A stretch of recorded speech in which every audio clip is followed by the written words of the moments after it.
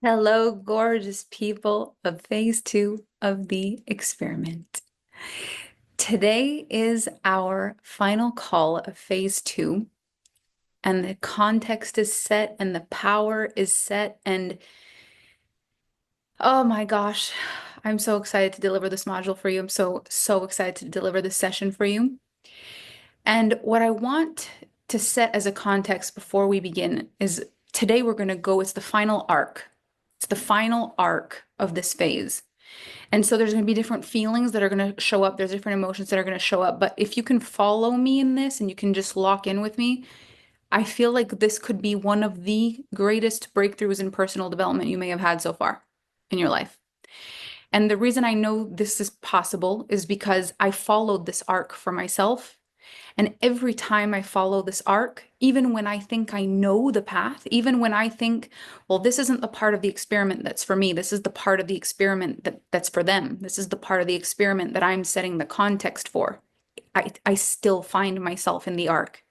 Every time I take it for myself, even if I'm just leading it, the minute I touch it, the minute I'm willing to touch it, something happens in my life. It's impossible every time, even when I think, oh my gosh, I've got this one, I got this one. It opens up for me more and more and more. So no matter how much work you've done on yourself, no matter how far, no matter how advanced, and I know I've had some of you already tell me, I'm just listening for fun because I already know I want to know what the last part is. I want to know what the last part is. Stay with me in this. This is such an important piece of the puzzle. And if it were possible for you to have been a fly on the wall of my life since we started this phase, since we started the whole experiment, since the experiment was declared, since the experiment started being birthed, if it was possible for you to be a fly on the wall in my life and you could have seen, like once we get to the end of this call, if I could play back for you backwards every day what happened, you would be blown away. It would be like, this was I am the experiment in real time. Like I literally faced every single thing I'm bringing up for you. Everything I brought forward, I was tested on it to make sure that that I am the right person, I think. And this is the way that I've really made peace with this in my life. And if you've been in my world long enough, you've heard me say leaders are bridges and bridges are tested. And what does that mean? If I am going to be this declaration of possibility in the world, then before it's possible that I'm really found in the way that I want to be found, I have to be able to handle the things. I have to be able to handle you. I have to be able to handle me. I have to be able to handle all of it. And so at first, there's so many people that will come into my world, and I'll be able to hold them because I'm the bridge. And then I want to get bigger. But then I need to be able to hold more so the bridge solidifies. Then I have to become bigger so then the bridge solidifies.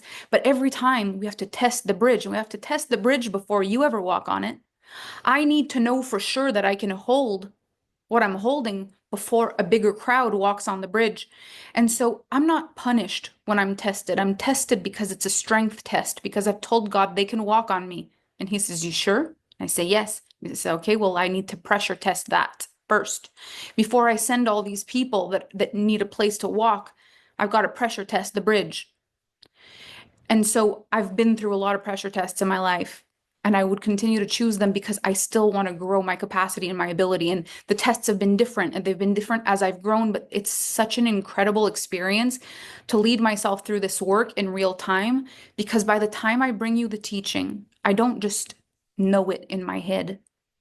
I know it in every fiber of my body.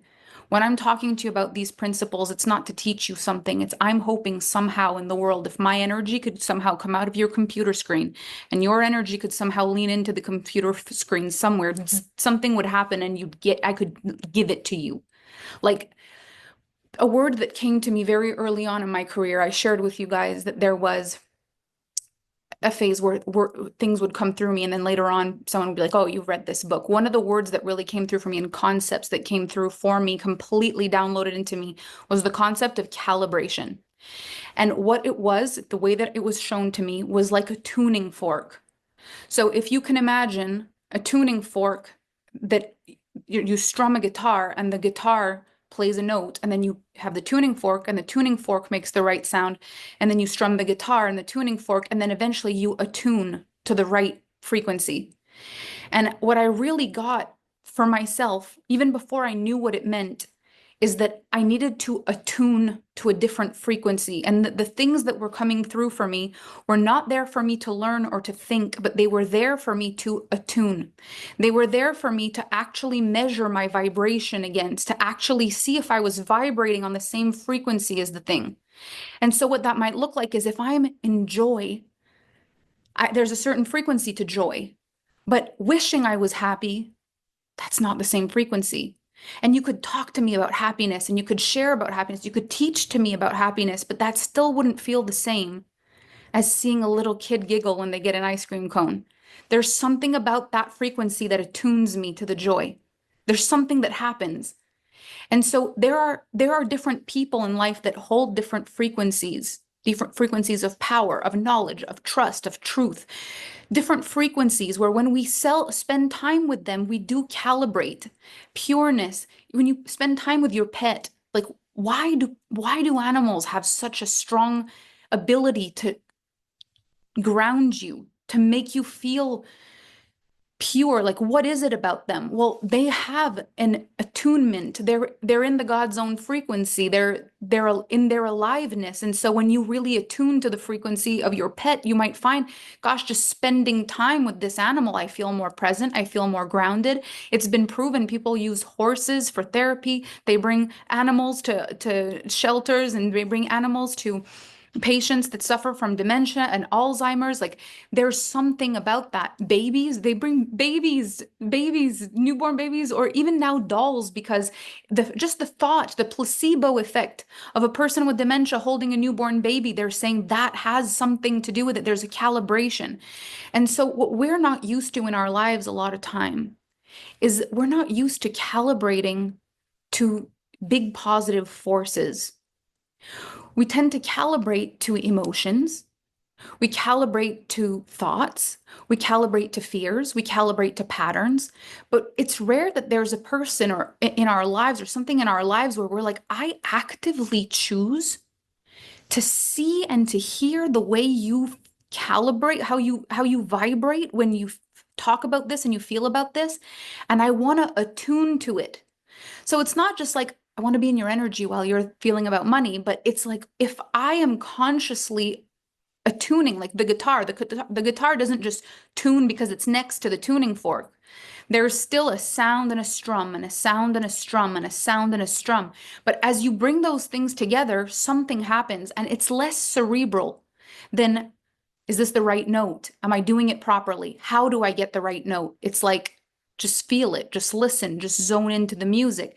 And so this calibration principle is something that when I first started talking about it and thinking about it, I thought I had downloaded the one and only ever thought ever produced by humankind about this. It felt like the only thing. And it was such a strong thing for me because I started realizing where I would find myself attuning to situations and places. I realized that I could attune to different countries, different energies, I could attune to different environments, to different people, to different emotions. And then I started deciding where and what I wanted to attune to. Instead of seeing it like I was being affected, I saw it like I was being calibrated or brought out of tune. And so certain things in life were actually making me out of tune. Spending time with that aggressive person that I'm always walking on eggshells, it makes me out of tune. And so it's not that I'm not capable of doing it, it's just I have to be aware that if I'm a little off after that and my vibration isn't pristine, where's my tuning fork? Where am I going back and measuring up against something else? Like, okay, this is supportive of me. And what's difficult is also the more I helped other people and I became the tuning fork, there's times where my human would come in and I would hear their sound and it would skew my tuning fork because I'm human. And so if I'm completely connected in my energy, when the tuning fork is me and I'm in my energy, my spiritual alignment, and I am the tuning fork, I can't be swayed. But when I'm in my human, someone else can sway my human. And so to be able to stay the tuning fork in the areas where I'm the leader and to be able to allow myself to be a human from my my life and to be allowed to be a human and to realize some things send me out of tune. Taking a long bus ride on a subway, that will send me out of tune pretty fast. Like, what do I do after that to sink back in? Getting into an argument with someone about a traffic light or traffic jam or someone beeping at me on the highway or like that will send me out of tune. Like, that's all it really is. And so, what I want for you, if it's possible in this, is yes, to listen to what I'm saying as much as possible. Like, be with me. But if you get overwhelmed by the conversation or for some reason the way I'm explaining it becomes too much, see if you can just attune to the frequency of this feeling I'm going to tell you right now. I believe everything is possible for human beings, everything, because we were given the God zone. And for me, the God zone is the creator zone. We are the ones that can use all of our senses and think and plan and act and feel and talk and share and create and create. Like we have this magic. But the human is still in charge of how it works. And so I care about you as a person and I care about your becoming. And all I care about in this session is that you can actually just feel that whatever you're feeling, even if you're overwhelmed, you're lost, even if the language is overwhelming, you're fine. There's zero problem. Like, it doesn't matter because when we get to the end, it's all going to pull in and it's all going to make sense. So if you're able to catch everything on the way there, perfect. If you can only catch pieces, perfect. If you can't catch a thing, don't worry. At the end, I'm going to pick it all back up and you could have started at the beginning and you'll still get the end. This will just depend on where you're at in your evolution and how much more you can pick on the way there. So any thoughts of being overwhelmed or not sure, put them down and trust. At the end, I'm picking us all back up. So it gets complex, then it gets easy, okay? So there is going to be a frequency in this call of, if you could imagine just like,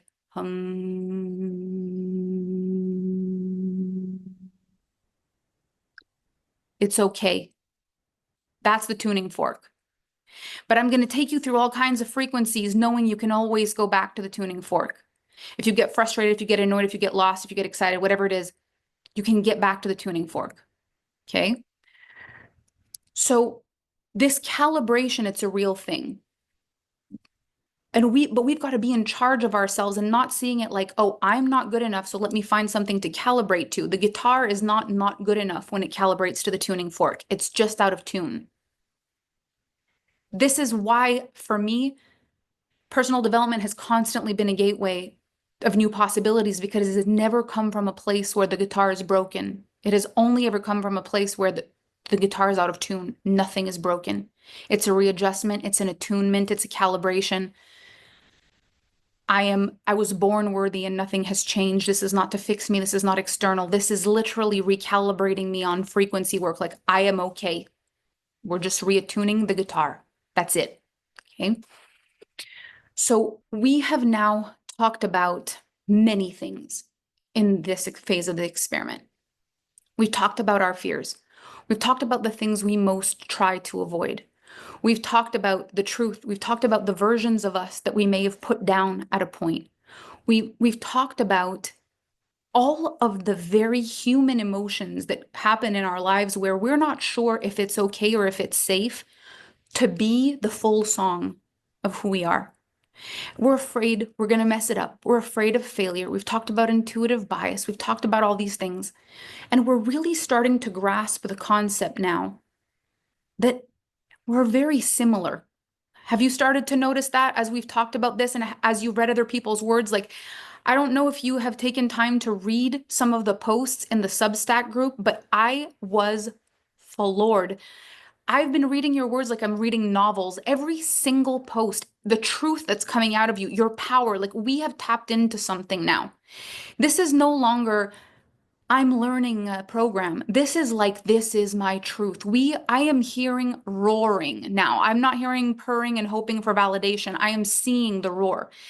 The breakthroughs are happening because all of a sudden you're putting down little parts that we've talked about along the way. Oh, maybe this is my intuitive bias. Oh, maybe this is this. Maybe this is that. Maybe this is this. Even in the contemplations in the Facebook group, in our coursework, in the work, it's like, okay, maybe I can put this down. Maybe I can put this down. Maybe I can put this down. The more we're doing it together, the more people are breaking through, the more you're seeing stories of like, when I came into the group, I was struggling with this, and now in just a few days, I'm here. I never thought I could have written this just 4 days ago, and now I'm here. This is a truth I never thought I could ever voice. I feel capable of speaking this now when I never have before. These are huge leaps and bound shifts that have occurred in a small period of time. And what I know is happening is this. As more of us become connected to the tuning fork, we become tuning forks. So it's like, let's say I didn't have a tuning fork, but you have a guitar and it's attuned. I could tune my guitar to your guitar. You could strum and I could strum, and then we'd say, that's the right note. You could strum and I could strum until we found the right note. I could calibrate. I could attune my guitar to your guitar. And if your guitar is attuned, you don't need a tuning fork. So there are people in this world that are like pure tuning forks. And we put a lot of pedestal energy on tuning forks. People who are the Holy Grail. People who are so spiritual, like Mother Teresa and the Buddha, like people who literally, you cannot imagine those people pooping. Like they're not real. They're literally spirits. They're spirits on earth. They're not real. They don't stop at Starbucks. They don't fight with their mother. Do they shower? Do they need to shower? Or do they just get the Holy Spirit cleanse them? Like, do they really need anything, these people? Do they need a snack? Did they get hangry? Like, you don't even think about their humanity. It's like they're a tuning fork. It's their purpose. Their purpose is to be a lighthouse for humanity. And although this is such an incredible thing and like what an honor, they lose a lot of their humanity. They're not really playing their whole song. As we are who we are in the world where I'm leading entrepreneurs, we don't just want tuning forks. We want to sit around the campfire and jam together. We want to play with the person who can play. We want to listen to the music, play the music. And if we don't feel like we can play yet, we want to sit around in circles with people who can play, and we want to listen by a campfire with the starlight. Like we just want to be in the music.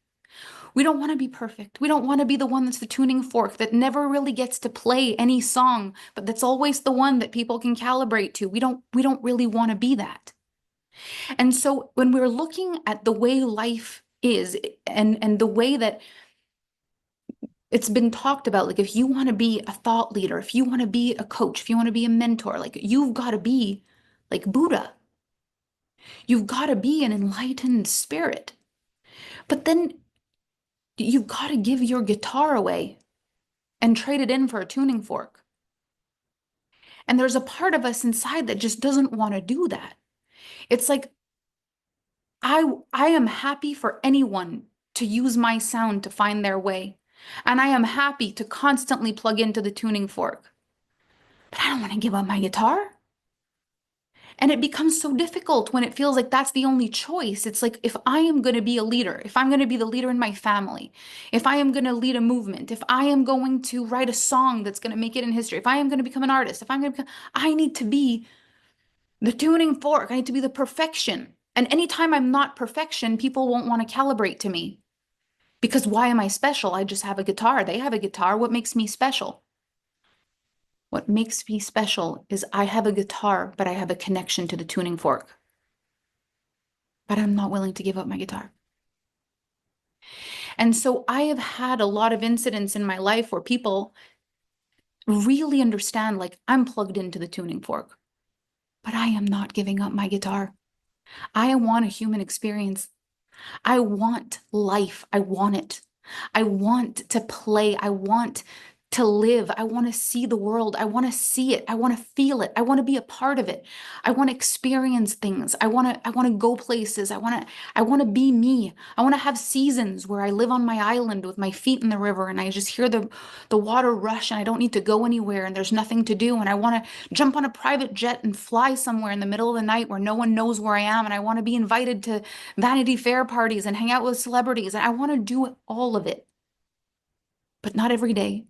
Not all the time. I want to be all of me. I don't want there to be any rules. I want to feel like I could literally be every part of me.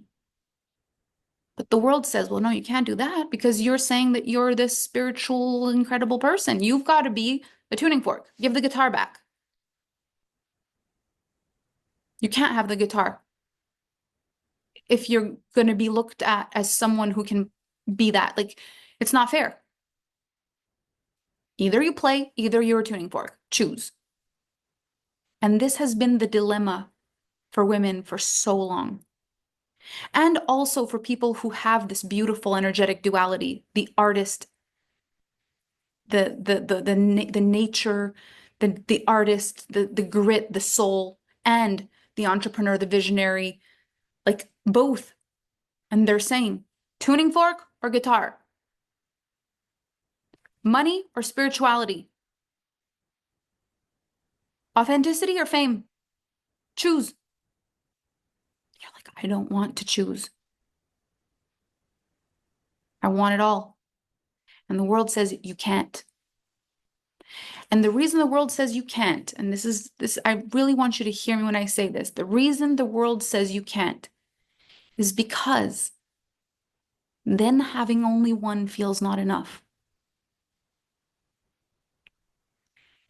But if you were meant for both, if you were meant for all of it, then that's your calling. Some people feel their calling was one. And when they see you have two, they wonder if one is enough. So they tell you you can't have two. Not because two is wrong, because two makes one look not enough. So we need to start moving in a new paradigm. There needs to be a new way, especially for us, the ones with a little bit of a both. I want to be the best mom I can be, and I want a career. I want to be in a relationship, and I sometimes just need to be alone and travel the world. I want a house, but I want a house in every continent. I want to stay at home in my PJs, by the fire, light a candle, lock the door, pretend I'm not home, and read books until I fall asleep. And I want to be dressed in head to toe in designer clothing and be invited to all the cool parties and meet the cool people. I want all of it. And so a lot of times people are like, well, you can't be a part of our club because our club is for people who want to stay in their PJs and eat granola and that don't like the people who go out because those people are fake. And you're like, but I like to go out. Well, you must be fake. No, no, no. I also eat granola. Well, then you are fake at eating granola. No, I'm both. Doesn't exist. Granola Vuitton. Granola Vuitton. You're both. You're both. But that is so hard when people don't believe in both. You must be doing one of them not good enough. It's impossible. But that makes us have to choose. And here's the truth. The thing that's the easiest to renounce is the thing that's least accepted in our immediate circles. And so the first thing you put down is the magic. Just put the magic down then. If you can only be intelligent or intuitive, then the world accepts intelligent. If you can only be rich or fulfilled, well, let's choose rich because if I don't make money, I'll be broke. If you can only choose rich or fulfilled, well, then let me choose fulfilled, but then I'll struggle with money for the rest of my life. If you could only be this or this, then I choose this, but I lack half of me forever. or a quarter of me or an eighth of me. Some of you are like so multi-passionate, your head's spinning and you're told you need to pick a niche. Which limb shall I cut off for you? So the fact is, we want to be all of it, but it doesn't feel good to want all of it when we're surrounded by people who tell us that wanting all of it won't work. And it doesn't feel good to want all of it when it feels like the minute you want more than the one thing that the people in the club value, people want to kick you out of the club because you value the other things. And I see this all the time. My clients tell me I've been kicked out of my spiritual community. They've kicked me out. What did you do? Told them I was a millionaire. That was it. That was it. People tell me the minute I fell in love, all my single girlfriends stopped talking to me. They just all of them stopped inviting me. So now we feel fear of becoming excellent because who is not going to be able to handle that we're the same vulnerable person, but we're now successful. Now people want to say, you're not vulnerable anymore. Now you're perfect. Now you're a tuning fork. You don't get to jam with us anymore. We don't get to enjoy your music anymore. You're a tuning fork. Do your job. Go be perfect over there. And if you ever make a mistake, well, you'll lose your tuning fork privileges and we'll keep your guitar and you'll just wish you had never done any of it and you'll wonder about your whole entire life existence. And that'll have been your fault for going for two things at once. So why this is so important is that we've got to face a truth. Got to face many truths. It's part of what this experiment is all about. The world right now is sensitive. We're fragile. We struggle with ourselves and our feelings and our emotions. And we're looking for the truth that's going to make us feel less sensitive. That's going to make us feel less like we're 2 inches from crumbling apart. We're just looking for the truth. And sometimes, like, the stronger a person comes in with an opinion, if they're really rough with it, like, then you question yourself, like, okay, maybe I'm wrong. Maybe this is what it should be. We question our thoughts. We question our truths. For a lot of you, the truth you stated yesterday, you wouldn't have let yourself say that in a normal room. For some of you, and I asked, what was it that made you put your power down? Like, when was it? Who were you before you put it all down? You're like, oh my God, I was free. But we're really holding on to this thing with both hands and we're trying to steer it in every which direction. And as long as we hold this thing, something happens. Everything around us is controlled by it. And so I want to tell you this. This is really powerful. There's really, like, I'm going to be super vulnerable with you here and tell you this. When the Reddit thread thing happened, I had such a sad moment because I had made peace with, this is what I had made peace with. This is step by step. You've got to understand, I'm following this program step by step. And even if there's fear, I'm following the intuition and I'm not thinking about it. So I'm not thinking about all the impact that could happen. I'm not thinking a million steps ahead. I'm not overthinking. I'm trusting. And so I get the very real intuition. You've got to build on Reddit. Like, you've just got to do it. You got to trust. It doesn't matter. It's okay. Trust it. I saw the vision. The vision was we were going to build something on Reddit. This was going to happen. Reddit is such an important platform. I should have been building on it all along. I'm finally no longer afraid. And at the same time, this is going to give me an opportunity to stop having this intuitive bias around Reddit. I'm no longer thinking to myself, Reddit equals bad, Reddit equals bad, Reddit equals bad. I'm not doing that now. It's like Reddit is everyone has an opinion, which is what I feel about everything else in life. So let's just create that. It's going to be perfect. And so I say, okay, everybody, this is what we're going to do. It's squeaky clean. I make sure that I'm not doing anything. Like, there's nothing. It's squeaky clean. It's good. I'm good. I say, what we're going to do is we're going to create this. It's going to just be a conversation. And we're going to build value in this place. It's going to be perfect. No attachment. This is what I'm thinking to myself. No attachment. But there was an attachment. The attachment was this. I was not thinking at that point, not at all, that there would be any reason for anyone in this group to go on Reddit and actually go read all the things that I told you guys about, like all the heartbreaking things, because we were not doing that. We were going to focus on what the task was at hand. So I separated in my head. I was attached to the new thread because the new thread was going to be the gateway to Reddit changing for me. What I didn't realize is I also had an attachment to no one taking the time and energy to go look at the other thread. I didn't realize that was there. My only attachment, my only thought in the moment was, now we will have both. Now you will have both. I never talk about Reddit.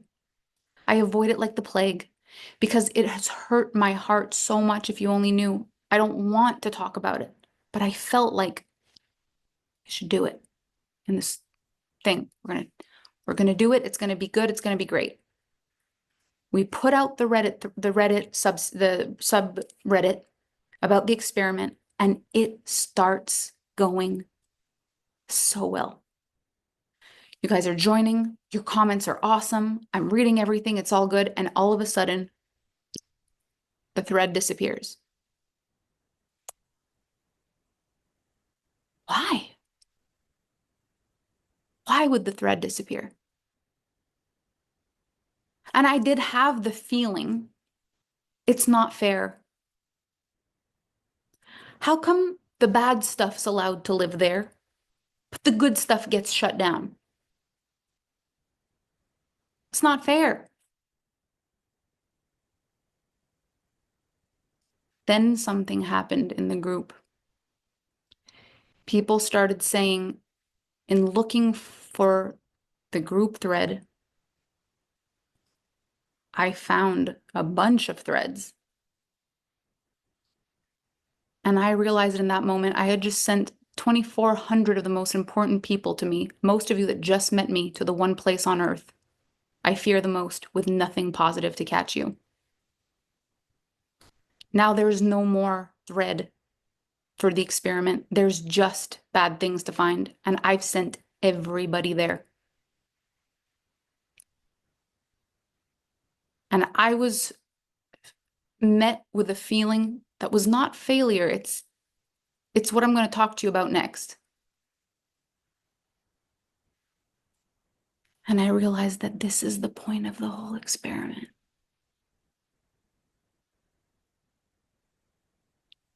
The thing we most try to avoid is shame.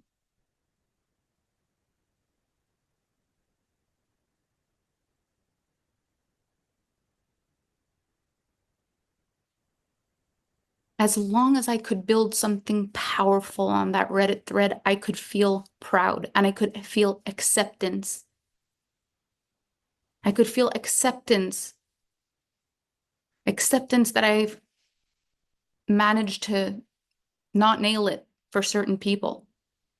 Acceptance that some of those things aren't true and they're going to stay there and it's not fair.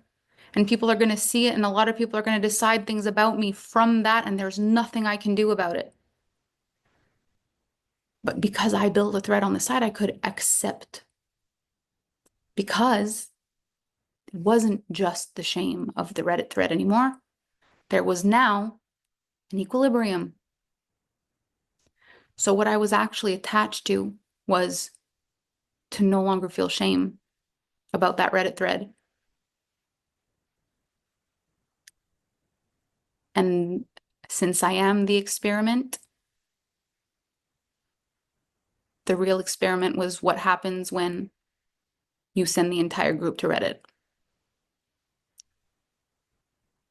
And I had to sit with those feelings and not kill them, not destroy them, not distract them, not do anything about it, just feel them.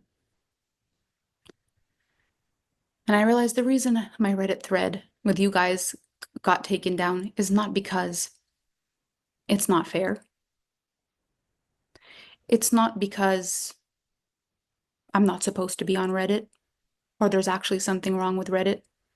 It's because if I had somehow found a way to override the very thing that is my entire job to teach you this thing, if I would have somehow found a way to override the one thing that I was supposed to strum on my guitar for every single one of you to calibrate in this, we would have failed the experiment. I wasn't supposed to build on Reddit to avoid the shame. I was supposed to build on Reddit because there was no shame. Those things are so different. When I made it through the shame of my bankruptcy, my financial situation skyrocketed. When I made it through the shame of the abuse that I lived, my relationship skyrocketed. When I made it through the shame of not being able, I have a grade 10 education. When I managed to make it through the shame of not being educated in the eyes of people who would devalue me because of that, I built $100 million company. When I've been able to move through the shame, I've built incredible things. But now I'm a bridge. Yes, I hold a guitar, but I hold a big purpose on this planet. And I've told Mother Nature, God, the universe, I will lead this experiment. I did not say I will teach this experiment. I said I will lead this experiment. And there is not one thing that has not happened in my life during this experiment to test that. Like we have been tested.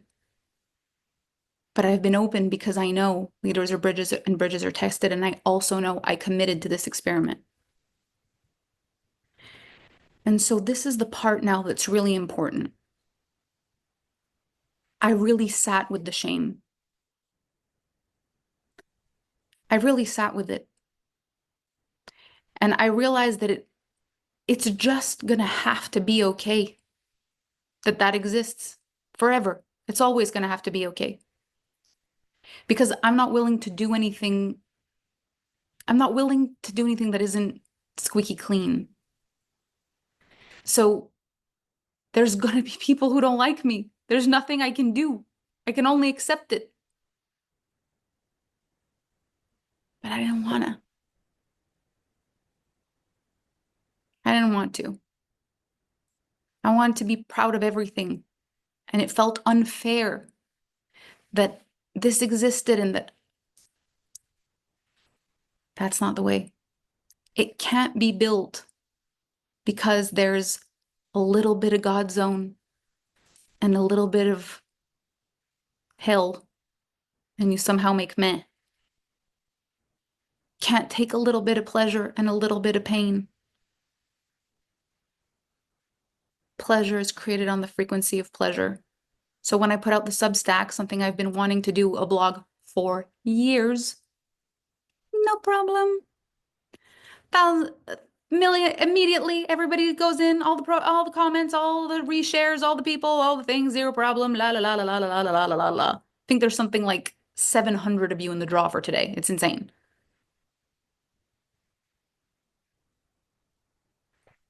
No problem. Why? Because there was no shame I was trying to move from in Substack. There was in Reddit. You're not going to be perfect. You're going to do things that don't land. But I want to take this conversation a step further because I've never actually talked about this the way I'm going to talk about it now. And it's a liberation for myself. And it's also, hopefully, now going to be a liberation for you. I had the hugest realization, like the hugest of hugest. And it's been coming up now over and over and over again with my clients. It's coming up in my private containers. It's like, this is it. This is what's to look at. A lot of the people who are upset with me also experienced feeling shame. That's part of why they got mad. When they invested in something and they didn't make it work. They felt ashamed towards their partner, towards their family, towards whatever it was. And then they either wanted a refund or a villain. And it was easier to make me a bad guy and to say that they'd been scammed by me than to actually hold the shame of having failed the program or having bought something without telling their partner or whatever it is. It was so much easier to say Alpha Femme scammed me. When a person spent too much money on personal development because they got all hyped up and they bought all the things, and then all of a sudden they didn't have any more money and they thought, well, let's go get money back from Melanie because she's a nice person. And I said, we don't do that. And they said, well, I need money for this and this and this. And it didn't work for me and I need my money back. And I said, we don't do that.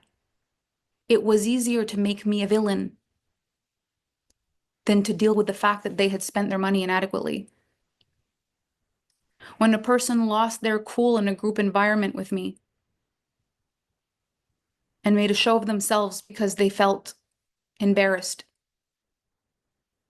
it was easier to say that I embarrassed them, even though I didn't. I can't, I didn't embarrass them, but they felt embarrassed. It was easier for them to say that I had embarrassed them, that somehow I caused the shame.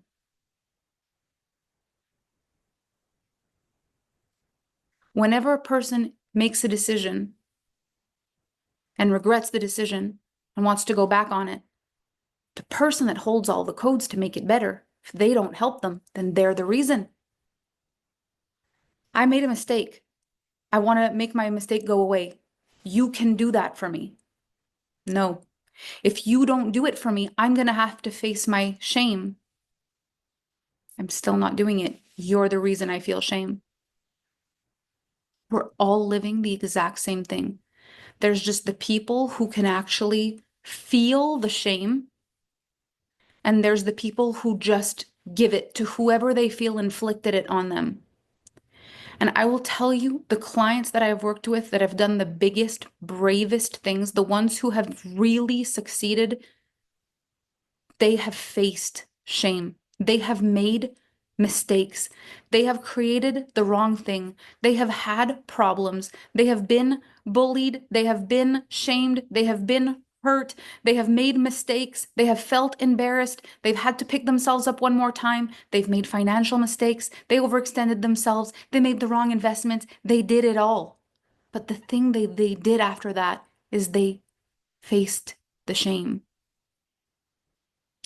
And every single person I've ever walked with that it's ended badly, they tried to make me fix the shame for them by either giving me the blame, trying to make me the bad guy, or literally asking me to do something for them to fix their shame. Sometimes unrealistic things like paying a tax bill, like really big demands that if I did it, they wouldn't have to feel the shame. And if I don't, then I don't care about them because how could I possibly let them feel this way? But I face my share of shame every day in different ways. Just a moment of embarrassment, not nailing it, knowing I'm not Buddha. I wish I would have known better. How did we not know that that Reddit account would not have worked? Why did I send all my people to the Reddit? Why did I do that? They're so ashamed. In the middle of this experiment, we were doing so well. Why? And it's always worse when you were doing so well before. It's like, I messed it all up. But the actual power is to say, oh, I feel ashamed.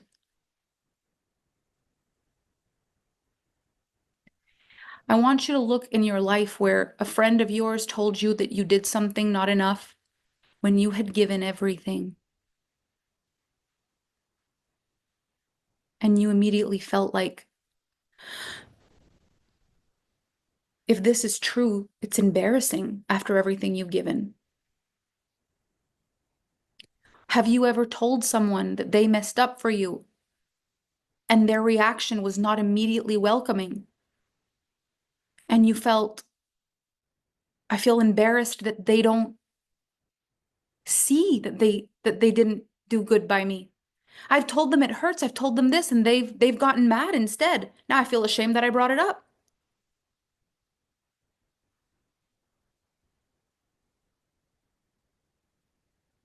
Someone calls you something that's like the last thing that you are. You're like, how could, what if someone hears that? What if someone believes that? The fear of the shame.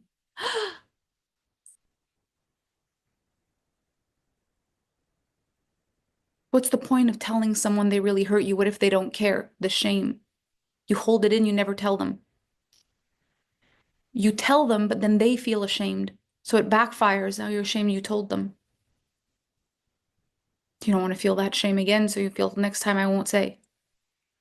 It's not just the failure, it's the shame that the failure brings. You only fear the failures that could make you feel ashamed.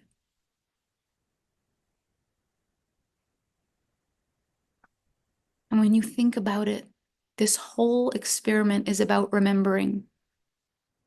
And whether you're religious or not, I'll spoil the story for you. It all kind of started with shame. If we're going backwards, if our desire is to go back and touch the greatness of what it is of being human, if we go back to the core memory, the spiritual core memory, it all starts with shame. That's where the misalignment began. When your mother doesn't see you for who you are, you feel ashamed. When she tells you, you don't look so good in that outfit, looks like you've maybe put a little bit of weight on, you feel ashamed. When your friend tells you you've changed since you've had your new boyfriend, you feel ashamed. When someone tells you you look you're different now that you've been focusing on yourself, you're like full of yourself or something, you feel ashamed. When someone tells you you talk a lot about money now, you feel ashamed. When someone tells you you really told that story in a performative way, like you threw someone under the bus in that story, you feel ashamed. When someone tells you, I told you not to do that, and you still did it, you feel ashamed. When someone tells you, I didn't want you to do that, that's not what I was asking for, you feel ashamed. When someone says, I saw your post, I see that no one's really commenting, you're still going at that, you feel ashamed. When you go live and you say hello, Facebook Live, and there's no one there watching, you feel ashamed. When you put out your offer and no one buys, you feel ashamed. When it's time to do the finances with your partner and they see that you've spent something you shouldn't have, you feel ashamed. When you're in the grocery store and you put something in your basket you know isn't healthy for you and someone gives you any kind of look, you feel ashamed. When you go to the cash register and you pay for it, you feel ashamed. If you stop and you buy something, food on the way, and you eat it in the car and you're all alone in the car and you're thinking you shouldn't have been eating this, you feel ashamed. When you give yourself a New Year resolution and then you don't do it, you feel ashamed. When someone asks, weren't you going to stop drinking? You feel ashamed. Weren't you on a no sugar thing? You feel ashamed. When someone tells you that you're, oh my gosh, we're getting old, you feel ashamed. When someone says, you're getting old, aren't you getting a little old for that? You feel ashamed. When someone says, well, you're a little young to be telling me what to do, you feel ashamed.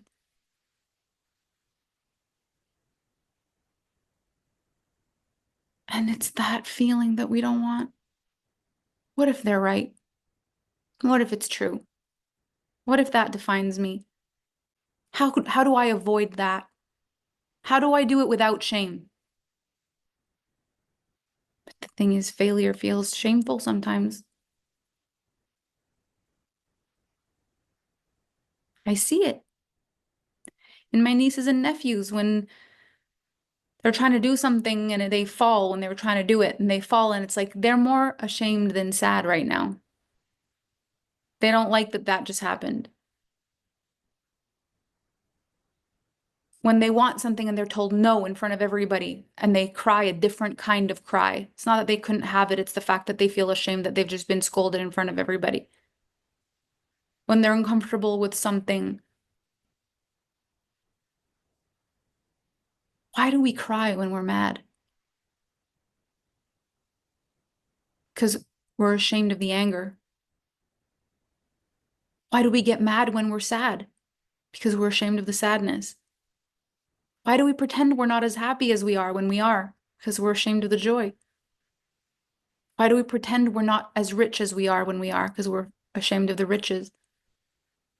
Why do we not want to talk about money when we don't have the money? Because we're ashamed of the poverty or the scarcity. Why don't we want to talk about our accomplishments? Because we're ashamed of looking boastful. Why don't we talk about how much we struggle? Because we're afraid of feeling ashamed of not feeling good enough. Every single thing we do to avoid this feeling of shame.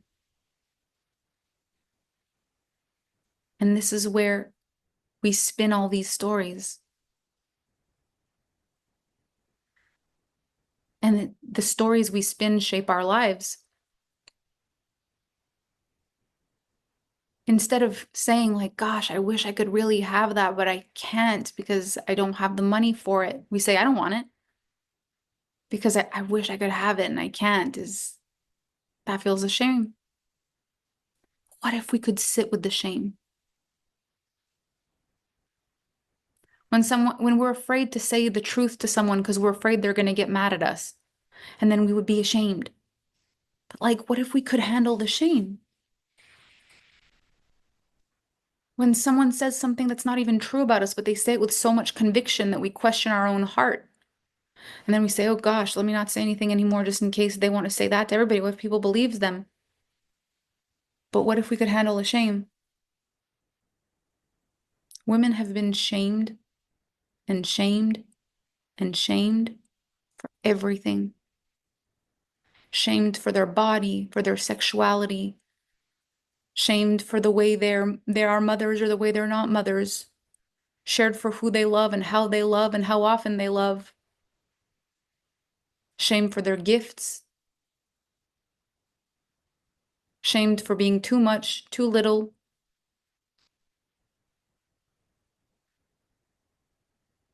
And if you avoid being ashamed, you just literally avoid everything. You just become a shadow of yourself. And so probably, and this is the big thing, who you were before you changed was unashamed. Before you traded in your voice for silence, you were unashamed of your voice. Before you traded your fire to belong, you were unashamed of your fire. But if it could cost you your becoming, the shame of that, it's not worth it. Turn it down, tone it down. And a lot of the times, what you're trying to build right now, you're trying to build, trying to keep the shame at bay. And I know that because I realized this is what I was doing with the Reddit. It doesn't mean that me wanting the Reddit thread is wrong. It doesn't mean that me wanting to build on this platform is wrong. It just means that it was not going to work for me. Not until the real core reason I was doing it is not to feel less ashamed of what's on there. If that's the reason I'm building it, you really think I'm going to build it? You think God's going to let me do that?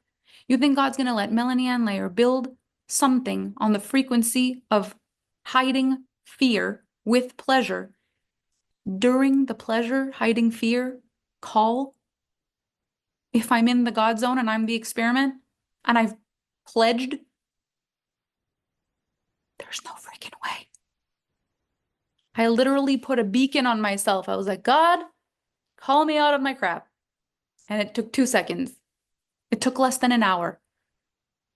I thought I was squeaky clean. I didn't see it, but I saw it immediately after reflecting. And this is why sometimes we've got to fail and we've got to feel shame because shame shows us where we've been trying to hide from it. Shame is the mirror maze. You can't run away from shame. It's your reflection in the mirror. Usually, if you bump into it, there's something you were trying to avoid shame from. I felt the shame when I realized I just sent 2,400 people to a Reddit thing that I've been literally trying to avoid for years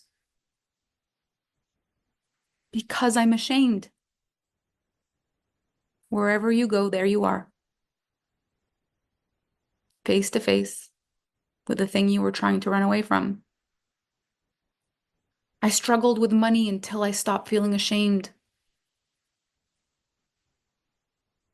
When you face the shame, it loses all its power. Power, the money, the people, power. It loses all its power over you when you're not doing things in order to avoid shame. If you want to build a business, but you want to make money so that you're not ashamed that you're not making money. If you want to build a business, but you want to build a business fast so that you're not ashamed that it took you longer than other people. If you want to buy the business program, but you don't want anybody in your family to know because you don't want to be ashamed of buying it or of them finding out. If you take the business program and steal the business program and try to make another business program out of the business program and you feel shame about the way that you're handling that, but you're trying to make money, it's not going to. If you're ashamed of your body and you're trying to be in love with another person, if you're ashamed of your sexuality and you're trying to be intimate, if you're ashamed and you're ashamed and you're ashamed and you're ashamed, it's just that's the mirror maze. You could take every single personal development course that's only ever going to show you the mirror. So when you get to the end, all you'll see is the shame you walked in with, and you'll say it didn't work. It didn't work because the same shame I walked in with, I walked out with. Nothing's changed. But we don't know we're looking to change the shame. We think we're there to look at to change the situation. The situation is caused by the shame. It's like walking into a mirror maze looking for the Mona Lisa. Doesn't matter how much you pay for the entry ticket. Unless you're the Mona Lisa, you're not going to see the Mona Lisa in a mirror maze. Every single thing when you come into these containers with me, it's an opportunity for attunement and it's a mirror. Every single time. I cannot be responsible for your life. I can't. If I could wave a magic wand, I swear to you from the bottom of my soul, I would. I would wave a magic wand for all of us and I would say, I wish for all of our wishes to come true. And just like that, I would have it that we have it. If I had the power to do that, I would do that. I swear that's what I would do that. But that's not my work. I can't. And it's not valuable because the thing is, we become capable for the next level on the playing field. So even if I gave you that, you'd just be afraid of losing it. And that's just another level of shame. You think you want to make $1 million to avoid the shame you feel, but on the day you have $1 million, you'll feel the shame of losing it all if you haven't dealt with the shame. And people do all kinds of stuff to avoid shame, to numb the shame. And I think that when I was sitting in my car all by myself, I found myself because there was nothing to numb the shame. I had to face it all. I saw my patterns. I saw my ugly parts. I saw where I'd been hard on myself. I saw where it was just never enough. I saw my fears. I saw my insecurities. I saw my jealousy, my rage, with nothing to numb it. And I faced the shame. And when I came out of that situation, I felt invincible. I faced everything I could ever face. What else can you throw at me now? I can face anything. No. There was one thing I hadn't faced, and that was the shame of being bullied, the shame of being misunderstood, the shame of getting it wrong, the shame of disappointing a person I love, the shame of someone not loving me anymore, not liking me anymore, the shame of someone deciding I'm not good enough. Well, if those I hadn't faced. I'd faced the shame of money and the shame of this and the shame of that, not all the other shames. So I want to open the microphones and I want to bring up a person right now who wants to face something in their lives where they are really mad at someone else. So this is not something where you are being bullied or you are being belittled. I want you are rip-roaring mad at someone in your life and you don't think there's anything I could probably say that would change that. Like the level of anger is 110. Andrea. Yeah. Oh my God. Thank you, thank you, thank you, thank you, Melanie, from so many dimensions and lifetimes beyond. So, um, I connected with my twin flame, and as twin flames go, we were the tests, and we broke up, right? And for me, it was the most traumatic experience ever. I woke up to see that my assistant stole everything while I was down with a heartbreak. So I didn't know which knife hurt more, the one in my heart or the one in my back. And sometimes I just distracted myself with one when it was too much with the other, right? And pandemic hit and I just played around with my pain, and my apartment had been damaged by an earthquake. So I've been with my only child, single mom in Mexico, trying to make it as a writer. I'm a brilliant, I can really say, therapist. So I'm making it in this. And I dropped so much weight. I don't know. The guy that moved me with my furniture and my things must have realized what that meant to me. Leaving Mexico City, but it was intuitive because then pandemic hit and I was in the outskirts. So I was living a very expensive lifestyle. So without the right school, paying the tuition, imagine, without not being to school, but paying the tuition. So moving was the best thing that could have happened. Like I'm saved each and every single time, right? So finally, I'm surviving that. And the loss of Javier for me was like unbearable. I couldn't breathe. It hurt to breathe. And I thought, even if I do get well, and I will bounce back because I'm a former gymnast that got stuck in bulimia and anorexia for 10 years, tried to kill herself, brought her back. Her friend Brent died. That's why I killed myself, because out of guilt, I wrote books, created a foundation, helped people with anorexia. So I thought you were in a fucking wheelchair and you had nothing to look forward to, and you made it. So now you can do it. You have a daughter. So help that came from everywhere. I bounced back. So then I go virtual, and I'm relieved of any city. I could be anywhere. So I think, where do I want to be with my kid? Where do I want to project? And I love the Pacific Ocean. It's the water. It's for me. But I didn't want to come to the Pacific because that's where Javier was based, because I was in Mexico City and him in Sayulita in the mountains. And we had this relation. So I moved somewhere else. But then I didn't like it. I ended up moving here. And then through destiny, not close by, I ended up working for the people that know his ex-wife, that know his whole thing.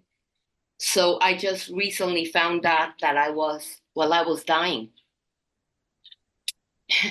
he was already with somebody else.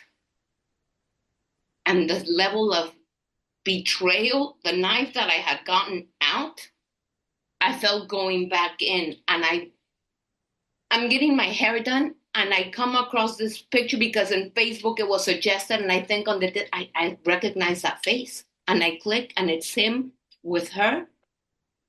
I told him when I had the money, I dream of buying him a sailboat. He bought a sailboat to share, and he was sharing it with her. I don't know whom I'm angry at, him or her.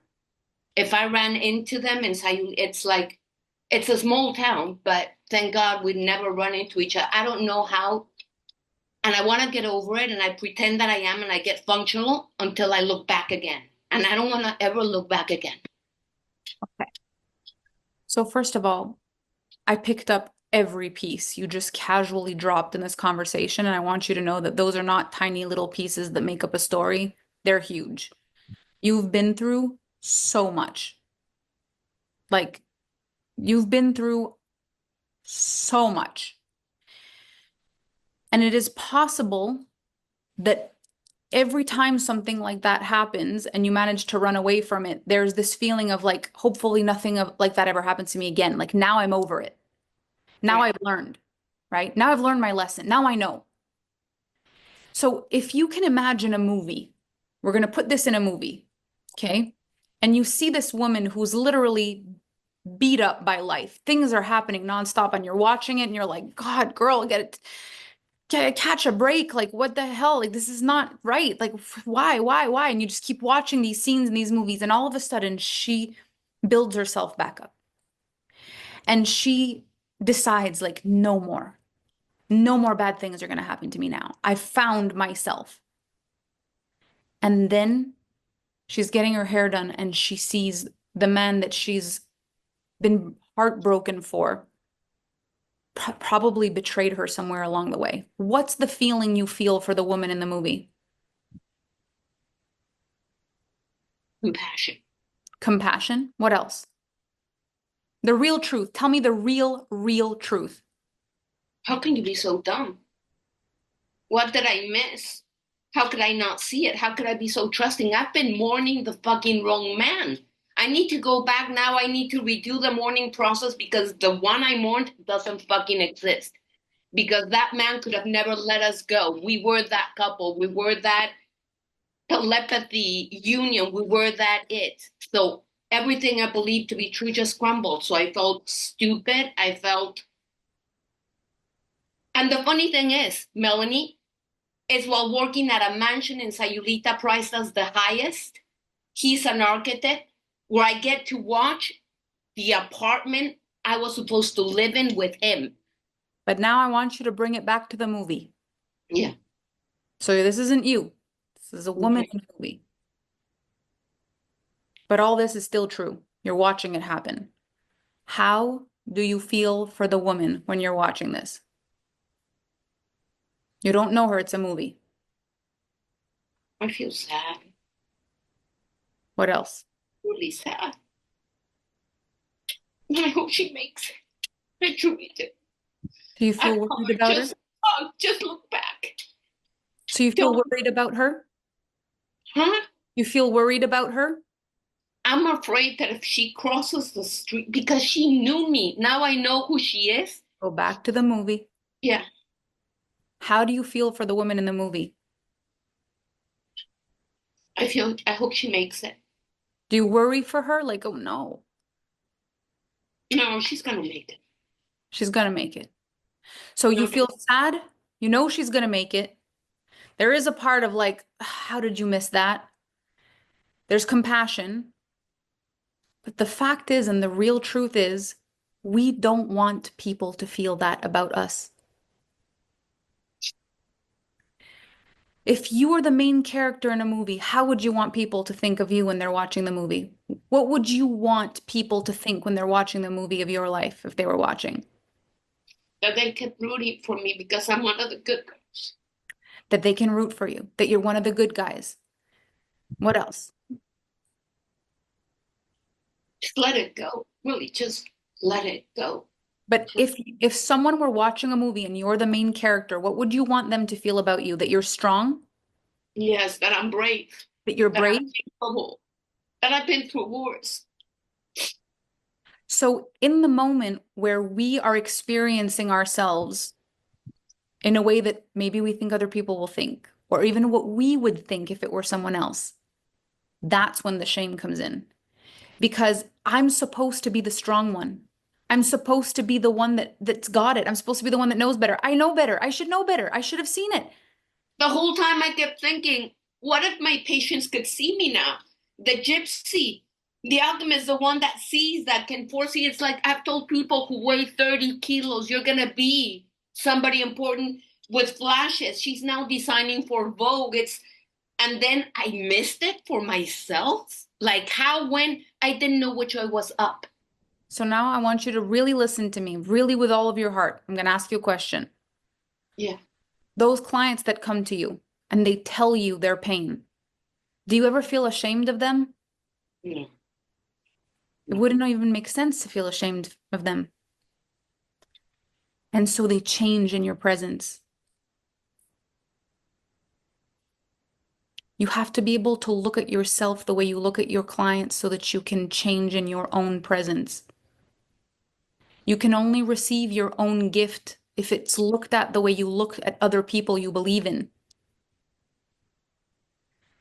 So here's the real truth. It's easier to say that he never loved you than to face the sadness and the shame that he loved you, but then he got over you. That really sucks. That's where the shame is. If he never loved you and he lied, he's the villain. If he loved you and then he stopped loving you and he loved someone else, that's where the shame is. If he moved on and you didn't, it's easier to say he never loved you at all. Then you can be mad at him. You can call him a pig and a liar, and you can say he was never the man he was. But if he did love you and he moved on and you loved him and you didn't, then there's shame that you didn't move on fast enough, that you should have found someone else. And I have, and I'm happy. That's the thing. So the That's a thing, whole contradiction. so the power here is actually that you take the shame.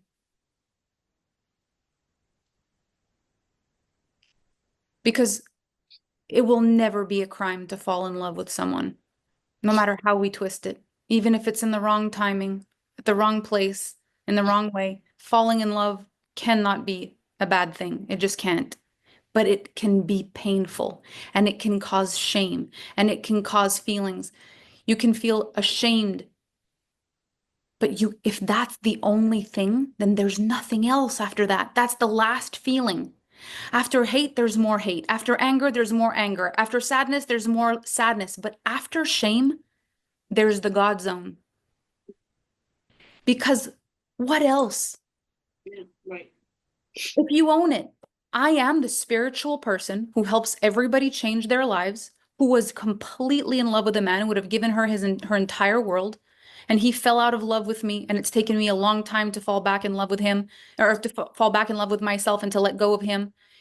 And I've felt a lot of rage about him, and I've felt hate about the girlfriend because it was easier for me to hate her than to wonder what she had that was better than me, because that makes me feel the shame. It's why did he love her more than me? I better hate her instead of wondering that for myself. That hurts me less. But if I take all the power back, she's probably amazing. I'm really sad that it wasn't me. I'm ashamed that I was holding on that it would be. I'm ashamed I didn't let myself move on because I thought it still could be. I'm ashamed I made all these life decisions trying to avoid when he wasn't even thinking about me anymore. Where's the anger now? It's gone. Now nothing can happen anymore. No one can say anything. No one can talk. No one can gossip or notice or discover. No one can know you know. And you're okay. And you don't need to hate anybody.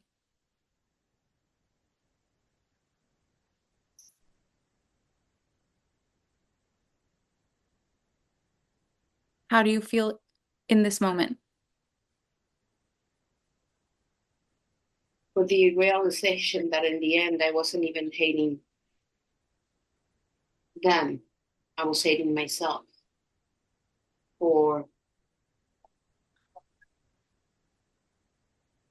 just not letting go, for just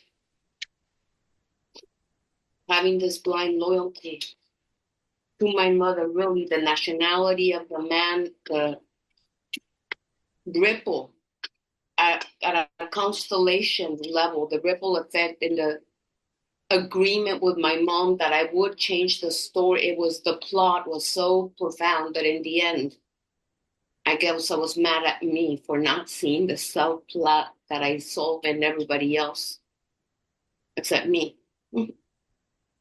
So Yeah. in the end, I wasn't angry because I'm really, I save insects, I save bees, I save I'm not an angry, but I mean, I might misdirect it through bulimia and whatever, but it's for me anger. It's just as worthy at a table as anything else, right? It's one of the most difficult emotions because you can crawl out of your skin, but that part of me that is or wants to be there or was there is what's stopping my becoming into truly falling madly in love with the man that worships me.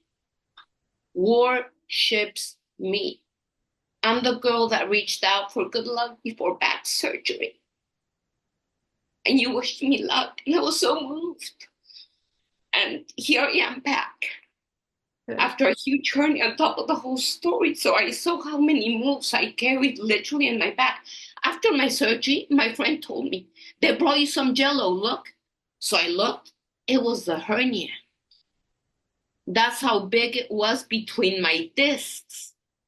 We started looking at the ramification and the artistry of the doctor to remove endoscopically a disc, free that, make another minor incision, free that, and then just maneuver the hernia out. And me being able to walk out of there pain free. I was begging, and I've broken my legs giving birth in water. I was begging to die because not even morphine was doing the trick. It was a pain at a certain nervous system that I wanted. And then I was pain free. And then before going under anesthesia, I remember connecting with the course that was about to start. And I told my guides, may I get and connect and align with the knowledge I need to build my new brand. And I did. I want to So, tell you something. I just got a message for you. Can I tell you? yes. You keep facing physical pain, so you stop avoiding emotional pain. God is literally sending you every pain imaginable so that you let go of the one thing you don't think you can handle, which is a broken heart. You will break every bone you have trying to avoid the one pain you were born to overcome. And you wear those pains like badges, but they were signs. If you can survive all of those pains, why won't you just let yourself be sad? Why won't you just let yourself be ashamed? Just let it be. It will hurt less than all these other things you're manifesting just to show you you're strong enough. You don't need them anymore. You don't need them anymore. And then you'll be able to wear your creations, your joy, your love, without attachment and without fear of heartbreak, because you'll know even if your heart breaks, hearts are like muscles. You tear them, they come back stronger. It's not like a bone. Hearts literally become bigger because you tear them. So tear your heart up into pieces and let it heal, and work on your heart, on forgiveness, because you are actually an extraordinarily powerful person, but you don't believe it. So you just keep causing all these pains for no reason until you believe it. There is no villain. There's no villain in your story. It's just right now it's been easier for you to fight against something than face it. Just face the sadness, face the shame. It'll change your life. If you had nothing to fight against, you could build. And the fight is the thing where you say, well, no, I'm not ashamed because this is what happened to me. And I've survived this, so I can do that. And this person did this, but then this, and then this. If you let it all go, you'd realize you can build anything from here. More chaos to show you that you're strong, or whatever you wanted, but it will require strength. Neither one of them is easy.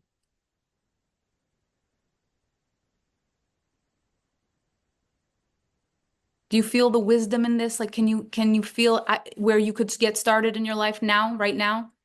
Completely. It Good. started with in the shower. It would really the word I got from you with your tone of voice. I laughed when you say joy because although I was in a rush, I thought, no, everything about today has to be enjoyed. And I saw you like in the playground because I thought I'm in kindergarten. In a reality, the plastic where anything is possible, where there's no personal baggage, where there's no density of the stories you've been and the pain you've had and the shit you've overcome. There's just this plasticity where you connect and Melanie will choose you. And here we are. Your joy is connected to letting go of all of the controlling of your shame. When I let go of the whole Reddit thread thing, I just felt happy. Nothing's changed. I don't have a Reddit thing that makes up for what happened. Nothing has changed. I just feel happy. I know myself. I have no reason to be ashamed. No one's going to make me smaller. I don't need anything. I don't need any of it. I don't need anything. It could live forever as it is and I'd be fine. My people will find me. I deserve this. I'm good enough. I'm lovable. I care. I know my truth. It's okay. Then there's joy. If there's only joy if I fix it, then it's temporary joy until the next thing comes. But if it's joy in the face of it, then it's joy, pure joy. And that's what I want for you. Pure joy. But you got to put it all down. All the things you think will guide you to joy. You got to put them all down. That's the All the things cycle. you put pressure on. It's over. You just face it, whatever comes. You deal with the sadness, you deal with the shame, you're strong enough, and you go get your joy. I absolutely just completely feel it. It's like the easiest trade off.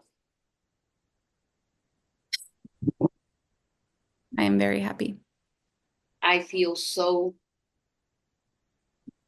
I don't know, it's like a state of bliss, lightness. And I thank you truly because I was ashamed to have that feeling because the good part of me didn't want to see that part of me. But it's no, you are that, you are this, you are that, but you are angry. Admit that if you saw her, you would admit it. Say, look at it because it's the rest. Look at it, face it, go through it, admit it. And like you say, maybe she's amazing, maybe not.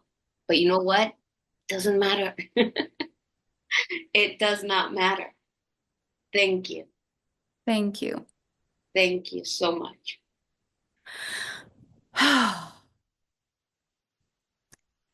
So I just want you to take a second and whatever codes there were in that for you, whatever in that was for you, why ever on earth this was the conversation that happened for you, take it. Whether it's for you and your kids, you and an ex, you and a friend, you and a business partner, you as an ex person, take it all. Take it in. I'm going to ask another question. So if we want to take the hands down, and you'll have a chance to put them back up when I ask this question.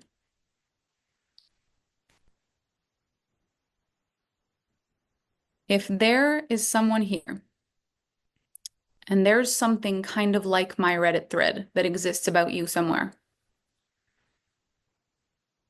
or something about you that you feel if people knew this, they would just stop loving you, and you're willing to face it with me in this conversation.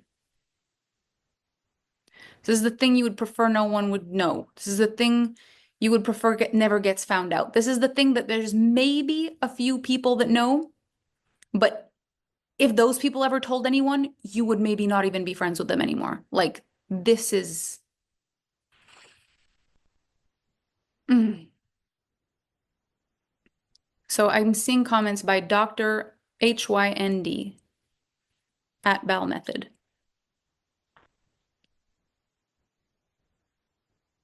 Hello. Let's Well, unmute. just sit here. How are you? It's so good. So, first of all, I want to make double sure. This is a vulnerable space, and there are a lot of people here. I We don't know. know who's here. I cannot vouch for everyone here. I can vouch for me, and I can vouch that you will be okay. Do you still feel you want to do this? Did you hear my heart beating? Because it's hard. Yes, So that's okay then. before you tell me what it is, I Then want, maybe not. Yeah, there, tell me. okay, so before you decide, I want you to just really feel into this and know this. The goal of this conversation Va is dormir. Pardon, c'est ma fille. Va dormir. the goal of this conversation is not that you have this like one perfect breakthrough in your life. The goal is that you face something that you don't want to face. And so it's normal that it's difficult, but it shouldn't be against your will. Like you should be able to feel in your intuition and it will tell you, do this now or don't. And if you do it, you will be the representative for the group. But if you don't do it, someone else will be the representative for you. So there's no pressure for you to do it. You could say, I want to feel the transformation, but I don't want it to be through me. And that would be okay. So would you like to do this or would you like me to call on someone else? Do you know the fact that this very experiment happened to you? And when I jumped in here, I've been in your word, you know me, Melanie, I've been in the um, AF and all of that. And I think this is one of the things that is blocking me a lot. I know that. So, and I see all these messages. Let's just go. Let's go. So Let's my go. first question is, what do you fear is going to happen if people find out? This is one of the biggest embarrassment of my life and the biggest shame. It's hard for me to talk about it because I really recreated the story, so it sells nicely. I have this contrast in it and all of it. But I think what's hard is that there are some things that there is nothing I can do about it. So I was high-level success, was in 8 figures, 9 figures. It's really big things. And then one day it all scrambled because I was just attacked about everything about me. And I was able to recreate myself and recreated my method and helping women to really rebuild themselves. But if you go to Google, the press had just trashed me completely. Okay. And I know that. And there is nothing I can do about it, right? Except saying that, I'm a public person and people write things about. And, you could build anything you want on your social media and recreate a new trend about you and build it. But I know for a fact that a lot of people, when they come work for me, they go Google, they're like, oh, it's her. And they just go away. Yeah. And so I had many articles come up, but I don't do a lot of it because I'm still scared about this whole thing. Va dormir, ma chérie, s'il te plaît. T'es pas censée écouter maman, ok? Va dormir. It's very hurtful to me. And this happened like 5 years ago. So you'll think that by this time I should be fine. I am fine in many ways, but You think that by this time you should be fine. We're all in it. We're in the soup with you. We don't think nothing. You think. and so like I cannot even talk about what happened because I'm scared because it's just like it's not even losing the money. I couldn't care about that because money is energy. I already made so much of it and it's lost so much of it, but that doesn't scare me. But what scares me is this part that is so embarrassing to me. Okay. And I hope that one day I'll be able to grow so much that I can accept this shame of it. I think you accept it today. Sorry? I think you're going to accept it today. Just stay with me, okay? Do you know that? I think this is like the nightmare of anyone, for real. Oh, you could do, you've talked about education, whatever. I had the toppest education ever in the world. But it's not that makes it the success or makes you, feel fulfilled in everything or, reach the highest level. Because the attacks could come anytime and they can destroy you completely. And, I'm a mom of four. And sometimes, like, I talk and sometimes, like, do my kids actually know that stuff? I don't know. Maybe they do, but I cannot even talk about it. I want you to listen to me right now. You're a very intelligent woman, and your brain is trying to tell me a bunch of stories so that we don't get to the core of this. So I'm going to ask you to really trust, and I'm going to cut you off sometimes. I'm going to not let you finish because you're going to take me places that have nothing to do with where this needs to go. I'm going to help you break through this much faster. But you've got to trust yourself. And you've got to know that you're going to be okay. Do you know that? That in the end, you will be okay. Not just I know that you have a message for me, and that's what I was told. That's why I came into this Zoom today in my pajamas. It's very late for me here in Morocco, but So I am going to ask you questions, and I don't want you to almost answer the question. I want you to answer the exact question. If you're not answering it, I'm going to bring you back to it. Okay? So the question is, what is the worst that they said? What's the worst?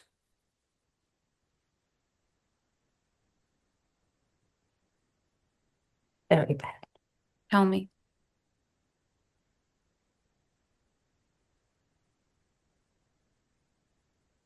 I was manager of like No. high big funds.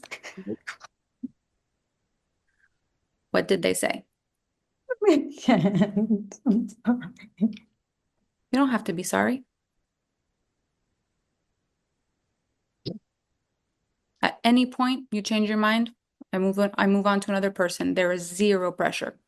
But if you want, I will help you break through this. Okay, so I said that I stole things. I made a whole scheme. I tried to really create something that wasn't even true. So they named everything you could imagine. So they basically decided that everything you've built was based on stealing things, scamming people. It's a whole scheme, everything that you've ever built. Okay. Mm.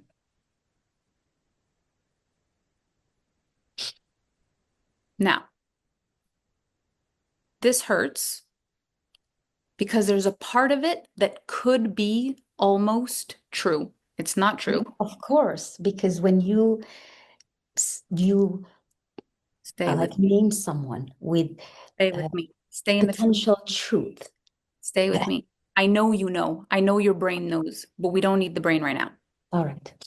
I know you can function with this in your body every day of your life. You've been holding it and doing everything you've got to do anyway. So I know you can coach me, coach them, coach everyone. You can. That's so true. You got it. Okay, but we're not doing that. We're getting rid of this in your body. So which part of it is almost true?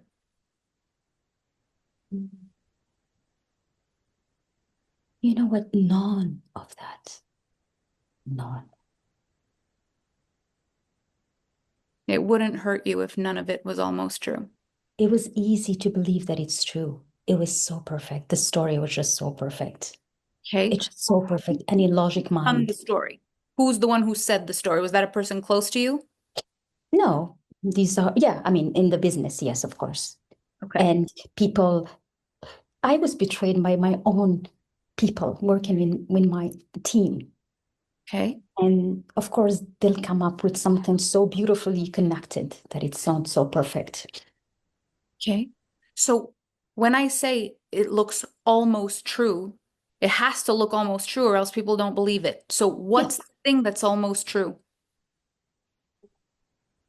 That if I read that and then I came to you, I could go, well, that actually makes sense. Because if not, they've got nothing. People will look at you and go, that doesn't make sense. Like what looks almost true? It wasn't almost true. I was embarrassed. I was so ashamed. I was like, this is, she has a Harvard PhD. She's an engineer. She's this and this and that. And look at her. She's a fraud. And I think that's just, it was an embarrassment for me. It's like, this is not the way my story was supposed to be. Okay. But they base the fact that you're a fraud on something. They can't just say she's a fraud. They say she copied stuff or she stole stuff. Oh, it's not that. I was managing big funds. I was not in the coach business. I was like, You would have stolen money, for example. yes, that's the thing. Yeah. Okay, perfect. So you were managing big money in a firm and people My firm. in your own firm. And then It was, people it was said, all me. okay, Yeah. so you had your own firm, you were managing your money, and your employees said that you stole money from your own firm. If you want, you can frame it this way. It's not, but it's close to it. It could be that. So how did they get to that in their own mind, you think? How did they go to believe that? How could have believed that?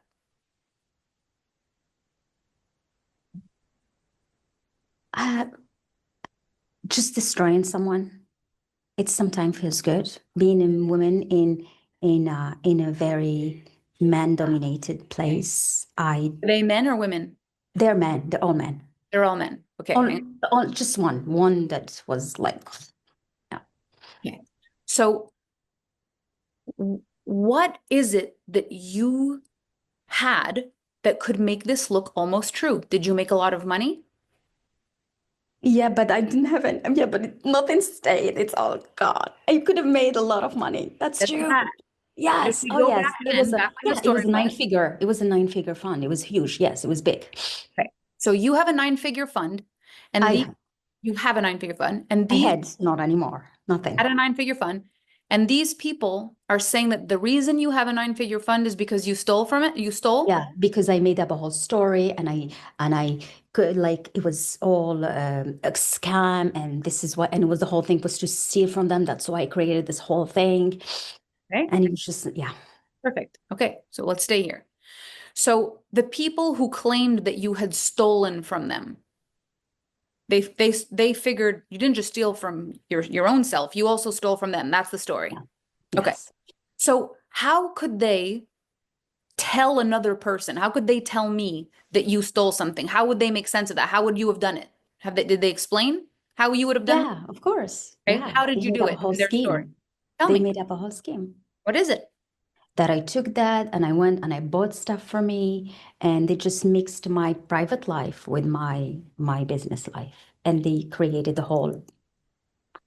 So how it looks almost true is that at the same time that maybe some of their money disappeared, you bought things in your own life and they just did 2 + 2 = 4. Yes, yes. So when I ask the question, and there are going to be other people come up here. So when I ask the question, what's the thing that's almost true? What I mean is, tell me how this is so close that it's terrifying for you, because if you look at it, you could almost believe it. You know what I mean? Like, Yeah. Do you know what was terrifying now that I'm like, I cannot believe I'm talking about this now, Eleni. I cannot believe this came out of my mouth. it's okay. I just cannot. This has been the most protected, embarrassing thing in my life. And today it just out. It's perfect. And we're in the middle of it. So your mind's going to try to tell you all the crazy things that this is the worst, but it's actually not. And we're halfway out. So let's keep going. So what I want to know now is those people that claim that you did these things, were you kind of at the beginning of your career, or were you in the Yes, middle of well, your- no. So I'm going to tell you. So it's like an investment fund. So I have investors, right? And one of the investors decided to create a nightmare out of my life. And the best way to do it is like, we don't want to stay in this. Let's make her a scam. So they build up a whole story around it. And I was the bookie. It's like, you know. I hear you. So this was at the beginning of your career? Yeah, it was in the beginning of it. Yes. So when you got into this business and you're surrounded by all these men and you are the one woman, Yeah. did you feel proud of yourself? Oh, yes. Oh, yes. And when they invited you in and they rubbed elbows with you and they made you feel like one of the gang, did you feel like you made it? I was like, oh, you got it, girl. That's good. During that time, this is the hard part, did you ever start looking down at certain people for not having gone for their dreams, or No. people who had any kind of, did you feel superior in any kind of way? At all. But what I was feeling, I was scared. I was like feeling something is going to happen and I'm scared. I start feeling scared. And I remember that very well. And I don't know why. I just felt scared. I'm like, what is Okay, but let's go before the fear. We're still staying in the zone where you are at the peak. You're the beginning of your career. You're young. No, it's not the beginning. I'm not that young. I look young. I'm not. Okay. I'm like 20 years experience before even launching that. So I'm not. But you're young now. Yeah. So if it was then, you were young then. Yes, that's true. And I asked you if it was the beginning of your career and you said yes. So is it yes? No, it was the beginning of my company launching. I was working for other institutions before. It was me with my own business. Yes, it was the beginning. So it's the beginning of your own business. So you Yes. finally made it. Yes. Is there anyone you're trying to, so the answer to the question, is there anyone you were looking down on, is no. So now I have a second Yeah. question. Is there anyone that you finally felt like you would be like, see, I did it. You Could didn't be. believe in me, but I did it. Probably many. Probably many, which means you can think of someone. So who? No, but I'm like, yeah, I was proud of me. I was like, yeah, wow, I did it. Did you have any feelings of I did it where you were like, I knew it, and like a feeling of like, finally, I can prove, approving of any kind of energy to your parents, to the neighbors, to a partner, to an old friend, to a friend you weren't friends with anymore, to people at school, to people at your old job, to an old boss, any feeling of like, this is good. Yeah, probably. Too many, isn't it? Okay. So this feeling, when we look at all of the feelings that are mislabeled in life, so very important for everyone to really listen to this. This is a word that has many different meanings, and I think all of us fear this one, but it's pride. So even in the Bible, they say like, if you're proud, it's over. Like you can't be proud. That's really important that you don't be proud. And that's really weird because when we're thinking proud in our lives, we're thinking, I'm proud of me. Like you've got to be proud of yourself. You've got to be proud of your kids. You're proud of your life. You're proud. But there's a line of proud, which is, I think, the real word they're looking for, which is this moment where you've got an attachment to your identity because of what you have. And it's very subtle, but that's the pride. I am worthy because I have this. It's a tiny little wink. But pride and shame go hand in hand. They're like two sides of the same elastic. So you've now got this thing. You've done it. You've made it. The boys, you're the one woman. They're all the things. You're rubbing elbows. You feel like you've made it. You are not realizing that as all this is happening, they are building the perfect case to throw you under the bus. Oh, yes. That is so true. You're good. And you let them flatter you. No, I'm Like not.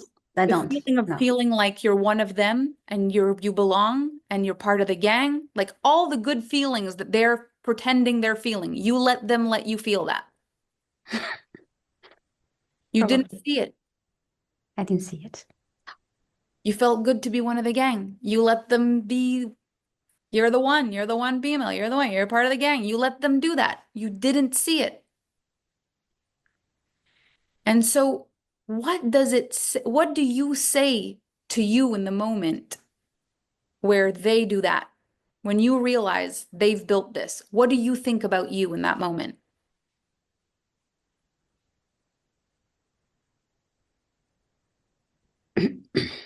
When they were flattering me or when they completely destroyed me? And they completely destroyed you, and you realize this was all a setup.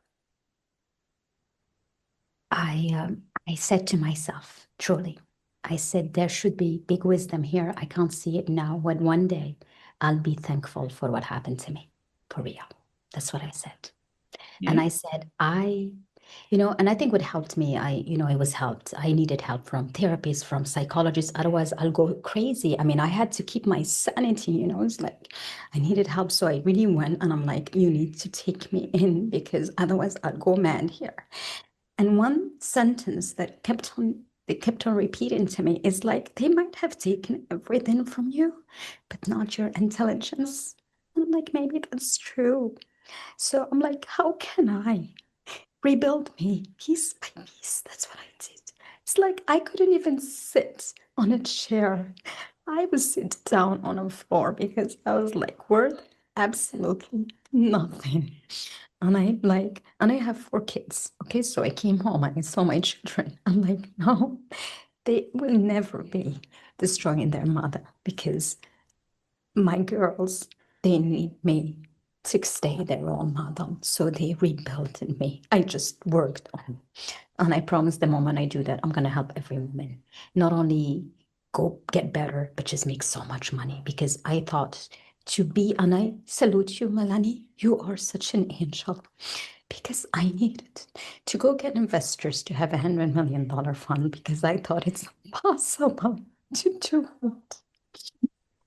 And the way you've done it, it's like it's almost the universe telling me, girl, that's the way it should be.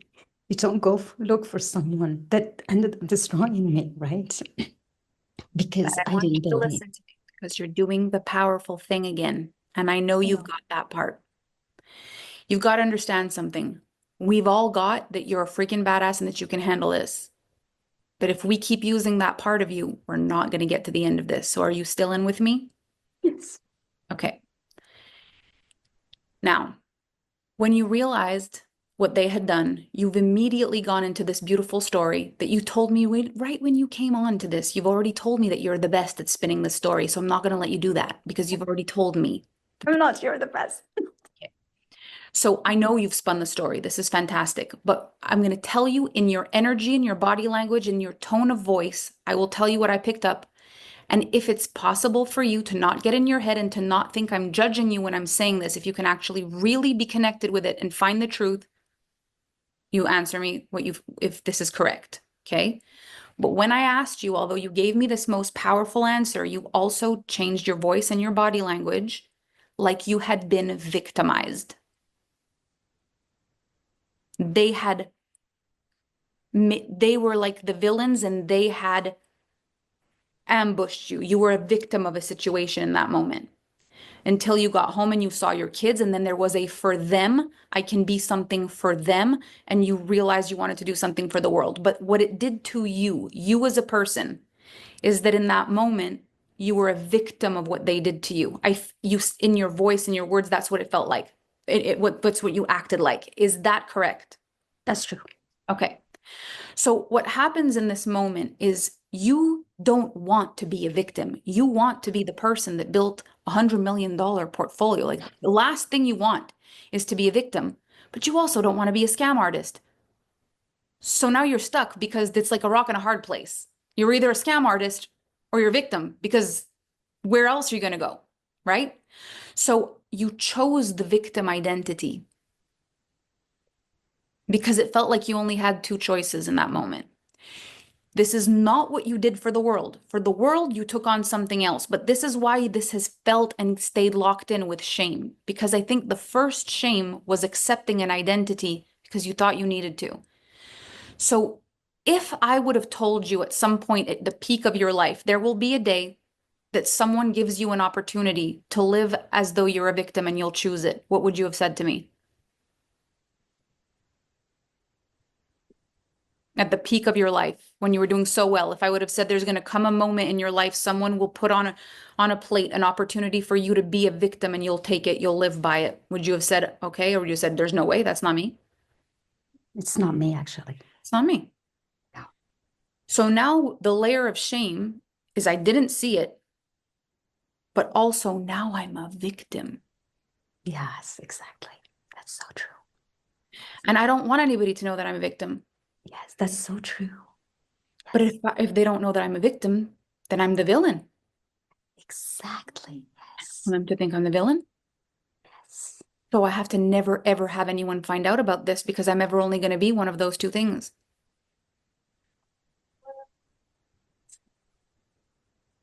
Now, the fact is, you know the truth.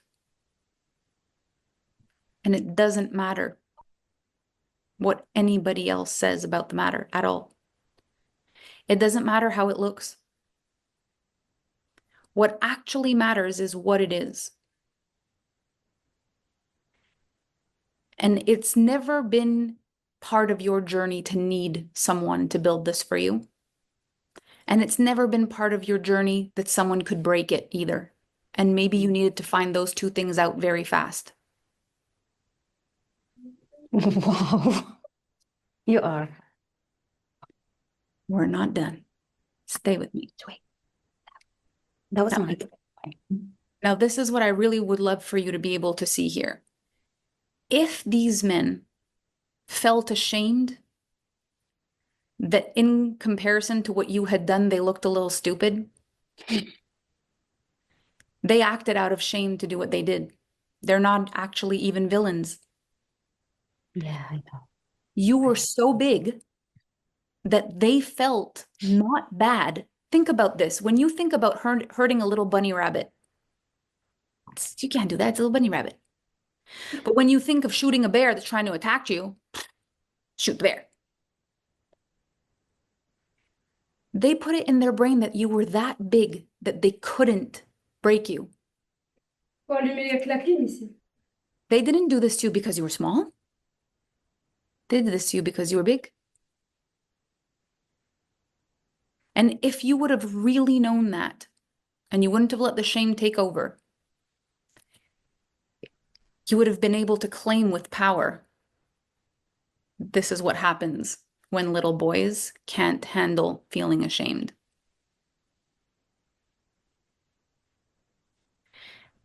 And you would be able to stand proud and say, if it is true that I somehow embezzled $100 million from 20 capable men, that would make me a criminal mastermind.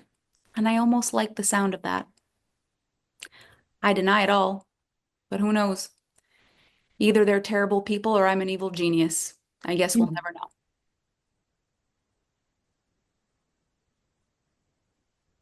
Because it doesn't matter.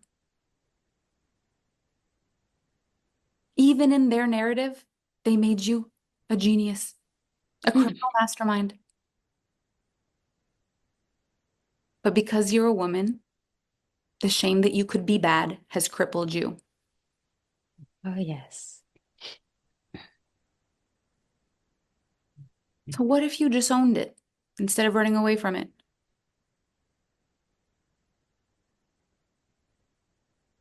If anyone questions you about it, you ask them, are you asking me if I'm a criminal mastermind that somehow smuggled $100 million from 20 capable men? No comment. Yeah. Stop defending yourself. I didn't do it is going to cause you shame for the rest of your life.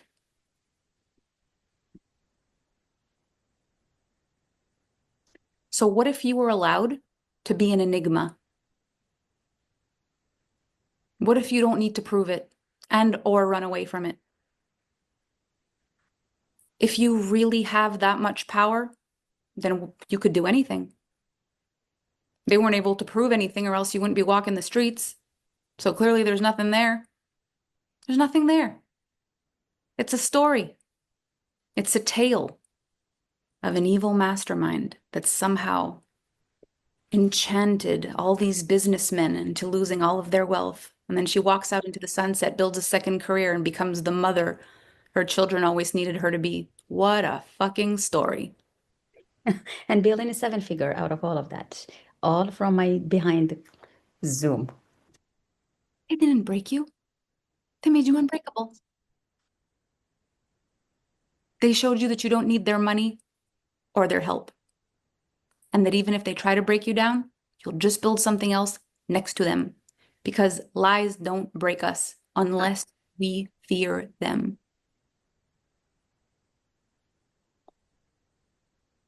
Can you imagine someone finds this about you and says, I found this terrible thing about you.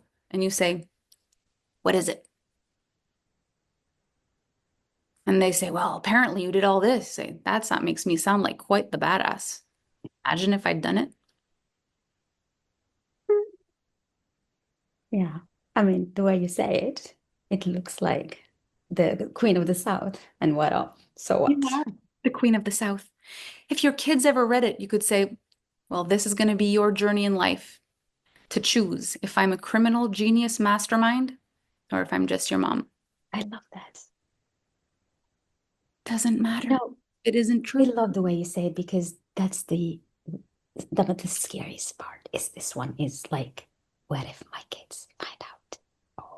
Oh, probably they know, but What if your kids find out that you're so powerful that in a room of men, you're so threatening that they think they can pull everything off of you like Cinderella and you end up being destitute with nothing and they still don't feel bad about it because you're that powerful. They think they shot a bear that was going to kill them. They don't realize that you're a woman that did nothing wrong. Like they needed for their ego to say you were a criminal mastermind so they could look tough enough and say, oh yeah, that woman, she stole everything. That justifies why she was bigger than me and stronger than me and everything. It was because she was a liar and she was a criminal.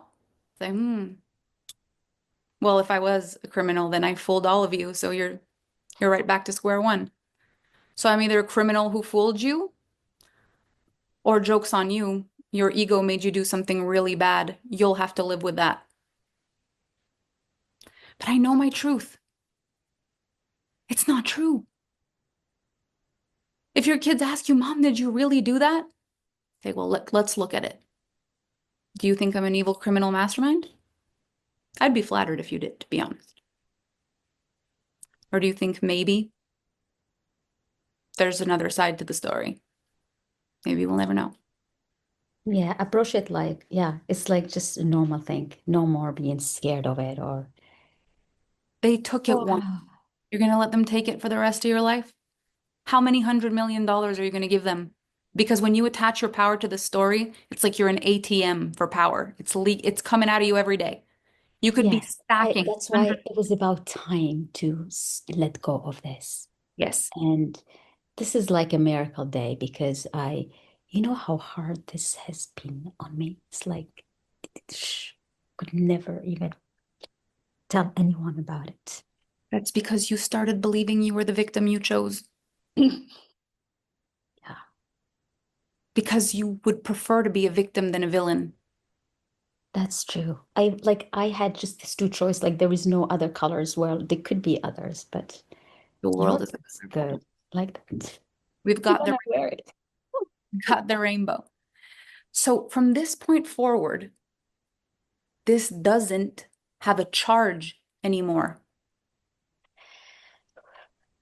because you don't need to defend it. And you don't need to choose to be a victim. But beyond that, they're not villains.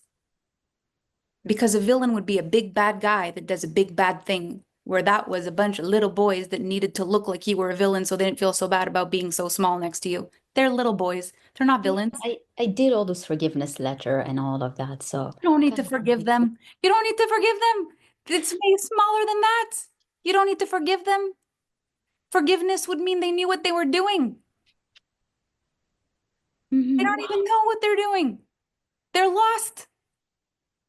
You forgive them means you think they knew what they were doing. They don't know what they're doing. They're blinded by shame. They needed to fix the shame. Kill the bear, fix the shame. You don't even need to forgive them. They don't even know what they're doing. And then you saw your kids as victims of this, and that's what's been really hard. Like you've had to hold this warrior thing to protect them. They're fine. You're fine. And you get to show your kids that you're not defined by what people say about you. You're defined by who you are. And if that means you walk the rest of your life with a question mark on your back, walk Yes, with a for sure. question mark, but leave the shame. For sure, it's gonna be pink bling bling one. Like, let them wonder. And here's the thing, if they believe you did it, it's because they think you're really powerful. Maybe I'm a criminal mastermind that swindled very intelligent people and I'm a criminal genius. Maybe my power was threatening and a bunch of people thought it would be easier for them to succeed if I was out of the way. I guess we'll never know. So, what were we talking about? Wow. So much. Thank you. No more shame. Thank you for the space. Thank you so much. It is my pleasure. You are beautiful. And I was so scared, you know. I know. And you may still need to face the fear because you think the shame is still there. That will happen. But if you bring yourself back to this conversation, you take your power back every time, you'll let it go. You'll let it happen. If people find it, you just say, I guess we'll never know. Maybe I'm a criminal mastermind. You let it go. Yeah. Yeah. Mysterious.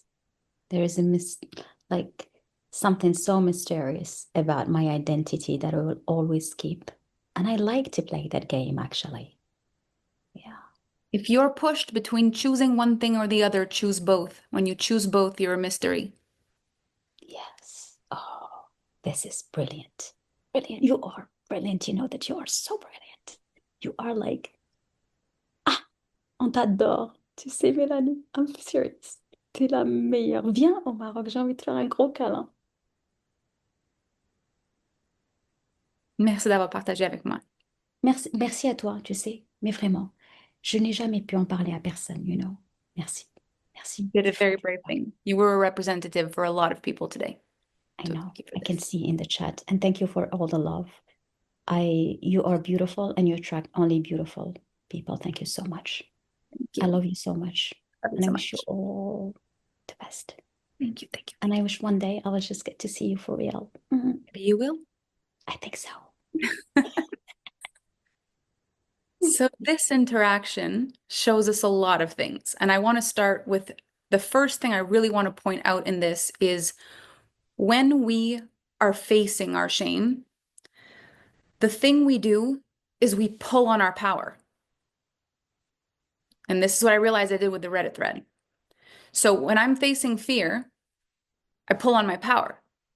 So in the first conversation we had, the power was overcoming pain, overcoming pain, overcoming adversity, overcoming adversity. Like this is where I source all my power from.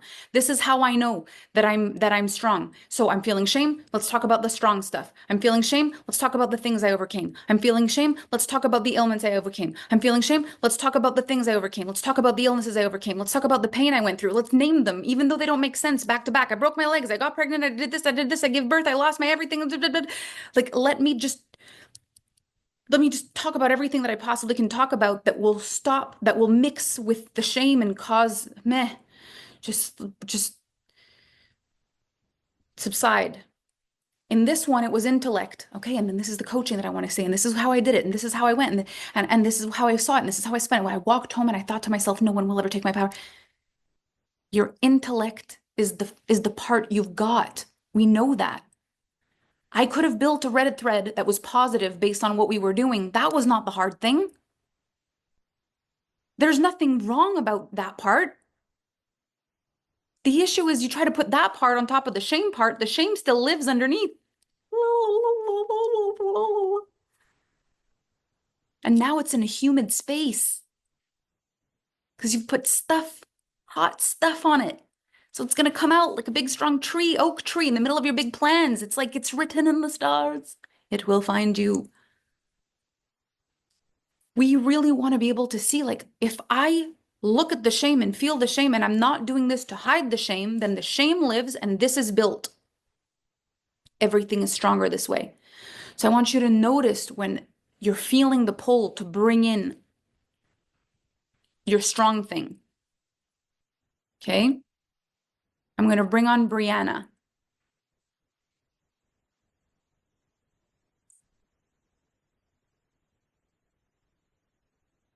Okay, let's unmute Brianna. Hello. Okay, based on how that went, do you still feel like you're good to do this? Yes. Okay. So first of all, tell me, what's the thing that you wouldn't want anyone to find or to hear or to know? Well, it's something I found out not long ago, and it's that for over a decade, and the entire time I was dating, engaged, and married to my ex-husband, tons of intimate things were put on the internet that I didn't know about.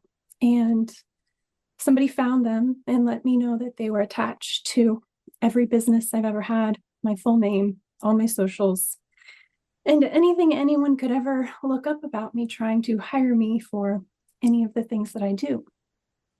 And I am dealing with a lot of shame about that.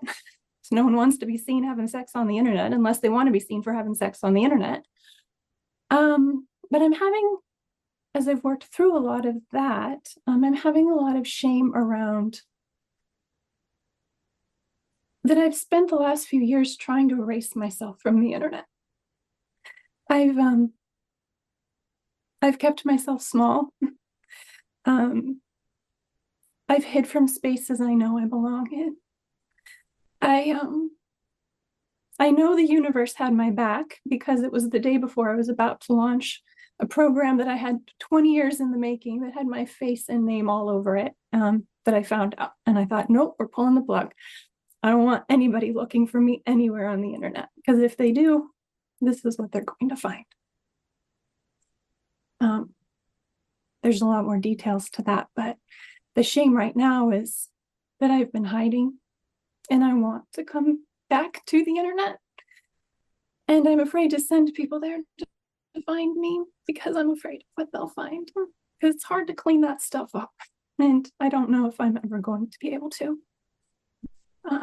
So that's my shame. So first of all, I want to tell you that I am so incredibly sorry that this has happened, because this is such a violation. It is such a violation. And the person who did this, no matter how ashamed they were of losing you, had no right to do that. Well, it was the entire time we were together. That's the thing. So So yeah. how long were you married with this person? So we were together from 2012 to 2017. Things were posted that entire time, and then again after.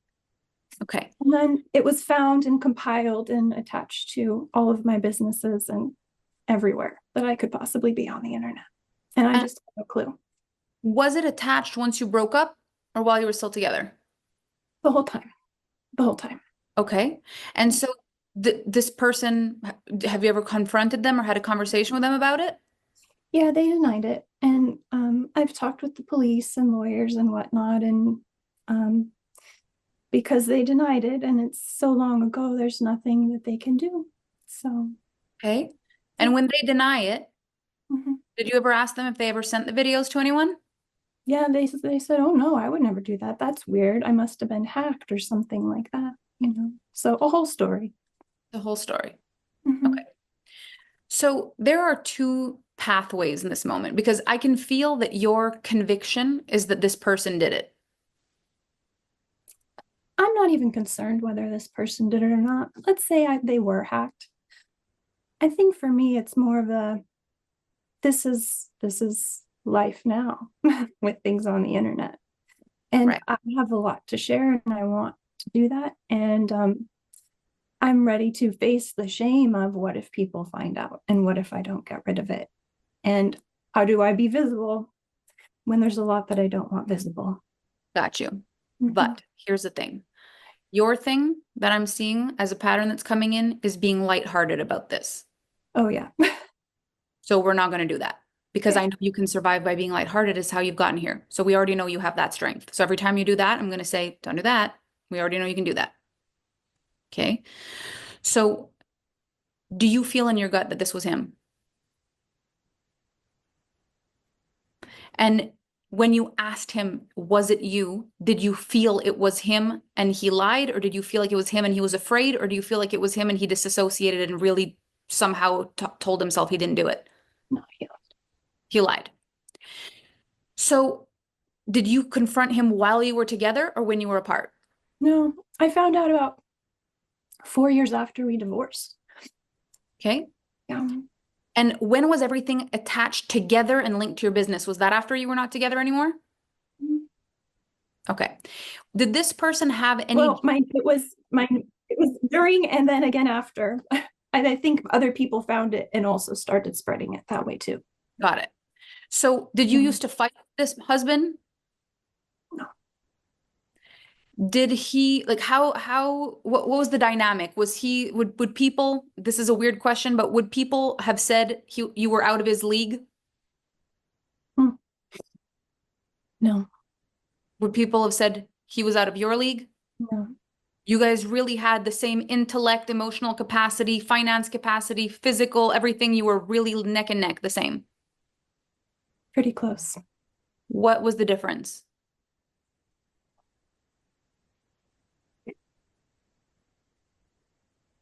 He did have a lot of mm, we'll call it fame within his profession. Mhm. And that's never been something I desired. So he loved to be seen. I absolutely don't. Okay. So in the end, why did you divorce? He was cheating on me.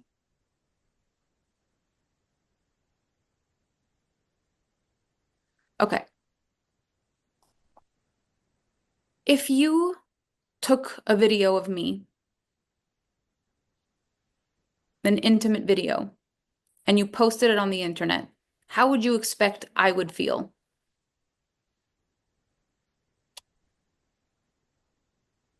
Pretty terrible. What kind of terrible? Shame. Okay.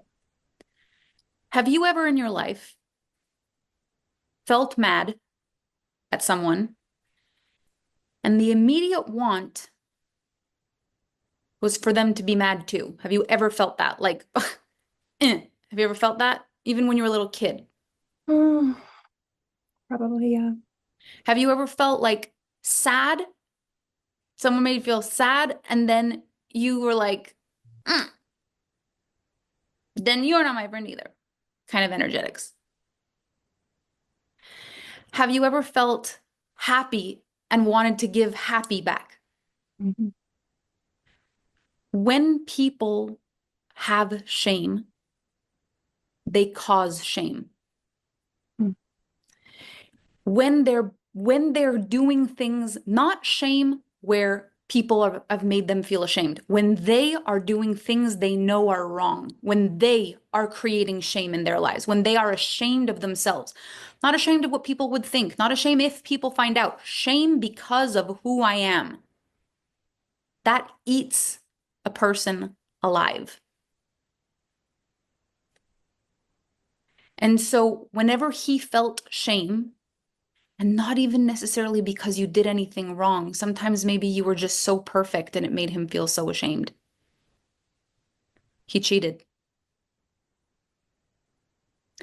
When he felt so ashamed, he violated your privacy. Because then you would also have shame, even if you didn't know. Because if you did know, you maybe would feel anger, and he didn't want anger, he wanted shame. And so he knew it was somehow inflicting it without having to face it. He caused shame. People do this. So often you'll hear stories of people who are ashamed that they lost a fight or something, and then they take it too far and they go and they shoot somebody. They were ashamed they lost the fight at the bar, they go to shoot the other person. They were ashamed that the girl turned them down, they just take her. They, as if you can just do that. So the first part in this is in recognizing that this person probably, even though there's fame in their profession, had so much shame.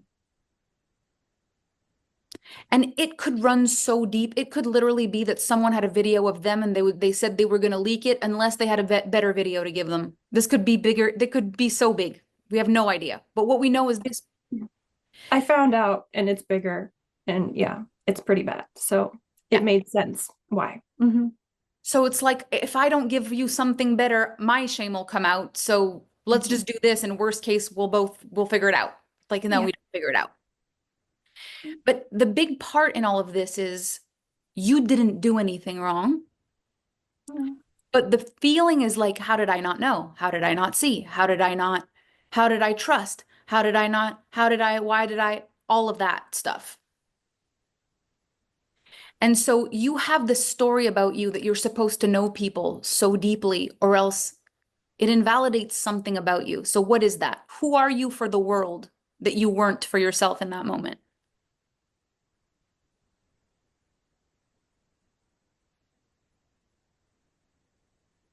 I'm a support. I'm a helper. I care. Um,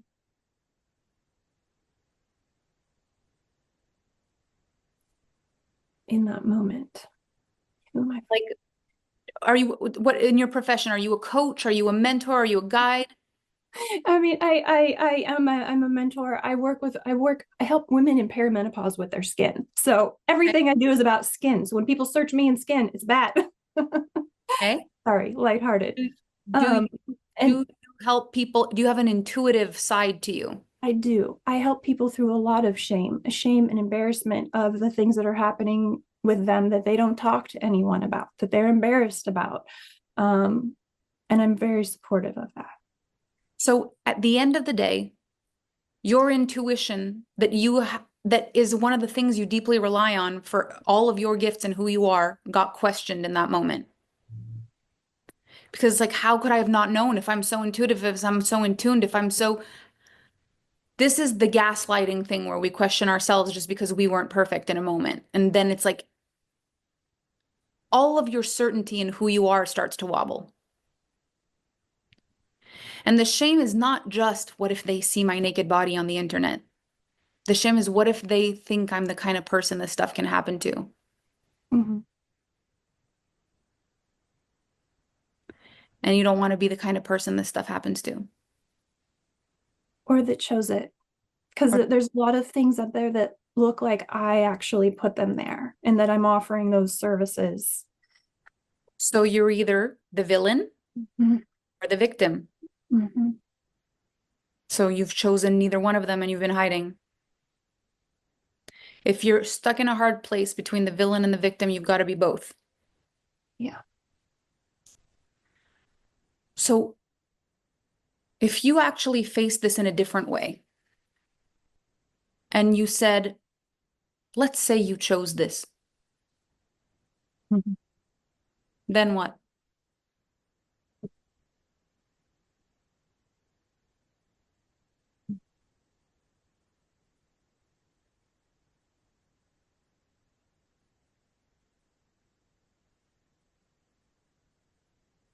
I already know in my soul that if this was going to happen to anyone, I'm okay with it being me because I know I will use this to support other women through it at That one is point. Jesus walks on water kind of language. Yeah.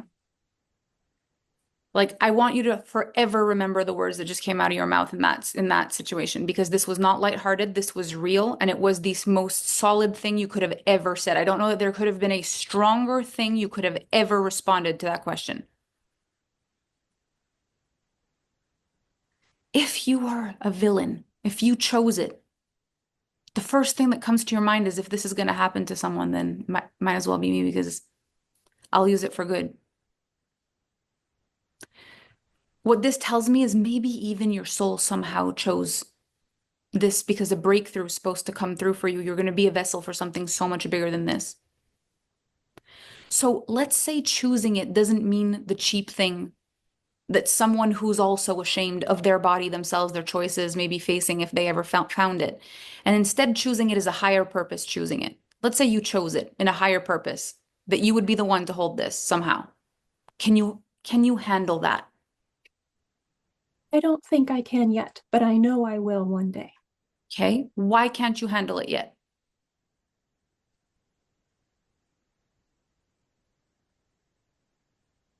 I fear that the stress of what may come from sharing my story, helping others, and being the help I wish I had along my way will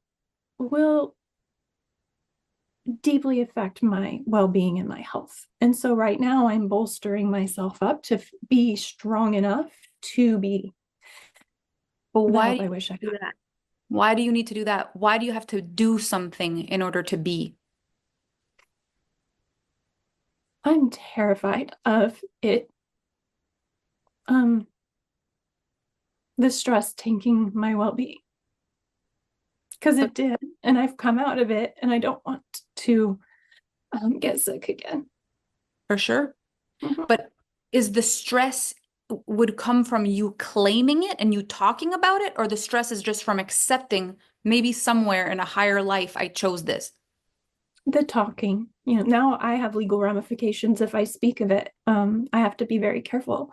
And so the stress of that, but I do believe that if I just accepted it in my own little bubble here, which I've been working on a lot with my therapists, I do believe that is something I can do without having to do anything. So let's isolate the two things. Okay. Can you get to a point where you're like, if I did choose this, because it Mhm. came out of your mouth with such fluidity, Mhm. and people say she chose this, can I reframe those energetics in my mind that somehow my certainty and my calm around this, that if I chose this, then I did, because I would not have wanted this for anyone else, and I know that I'll somehow make it through this. So I didn't choose it like I chose to put the videos on, but I chose it. I could go with it in my feelings. I don't need to tell a soul about it. That's not even where we're going. Could you hold that frequency? Could you hold it to the point where if someone said, did you choose that? That you could say, who knows, maybe as a karmic thing before I was ever born? We'll never know.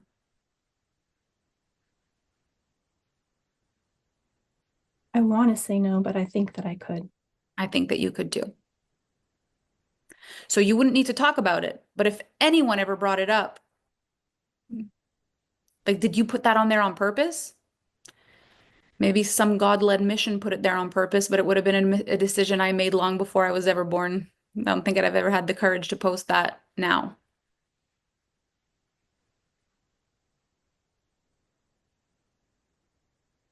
If that's what doing it on purpose or putting it out there means, then reclaim the meaning and answer it with your power. Never have to say, no, I didn't do it on purpose. That's the most degrading thing. And it gives them all the power.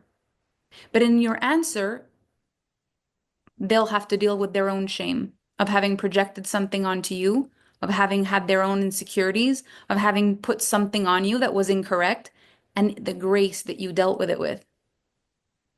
They'll be dished a mirror and they will feel shame. And then it'll be their choice what they do with it.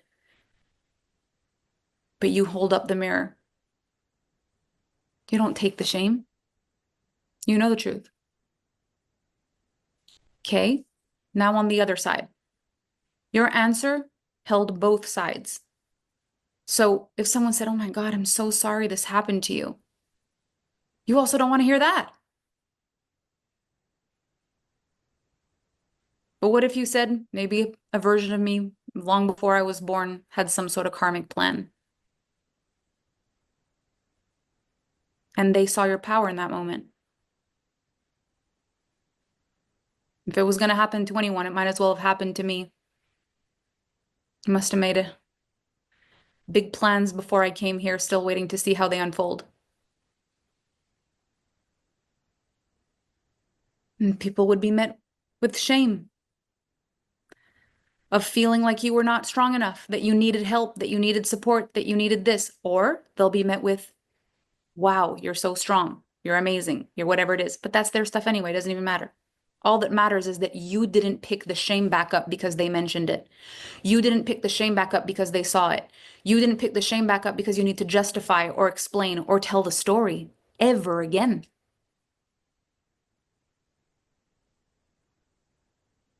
And they can ask you, what do you mean by that? And you say, well, on the day I find out, I'll let you know.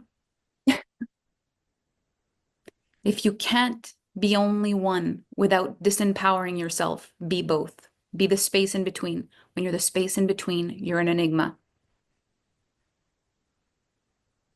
We're told we need to explain ourselves all the time, but we don't. And it's in the explaining something that has no reason that we feel the most shame, because there is no reason. Shouldn't have happened, period. And it shouldn't be your responsibility to educate people on why it happened. They shouldn't be bringing it up to you at all, even if they did find it. They should have the class to turn the page and not bring it up, ever. Or they're curious, or they're nosy, or they're judgmental, and then they'll feel shame when they bring it up to you and you show them the mirror. But you don't need to hold this shame anymore. You were in love with your husband. You made love to your husband freely. It will never be wrong to make love, no matter what happens.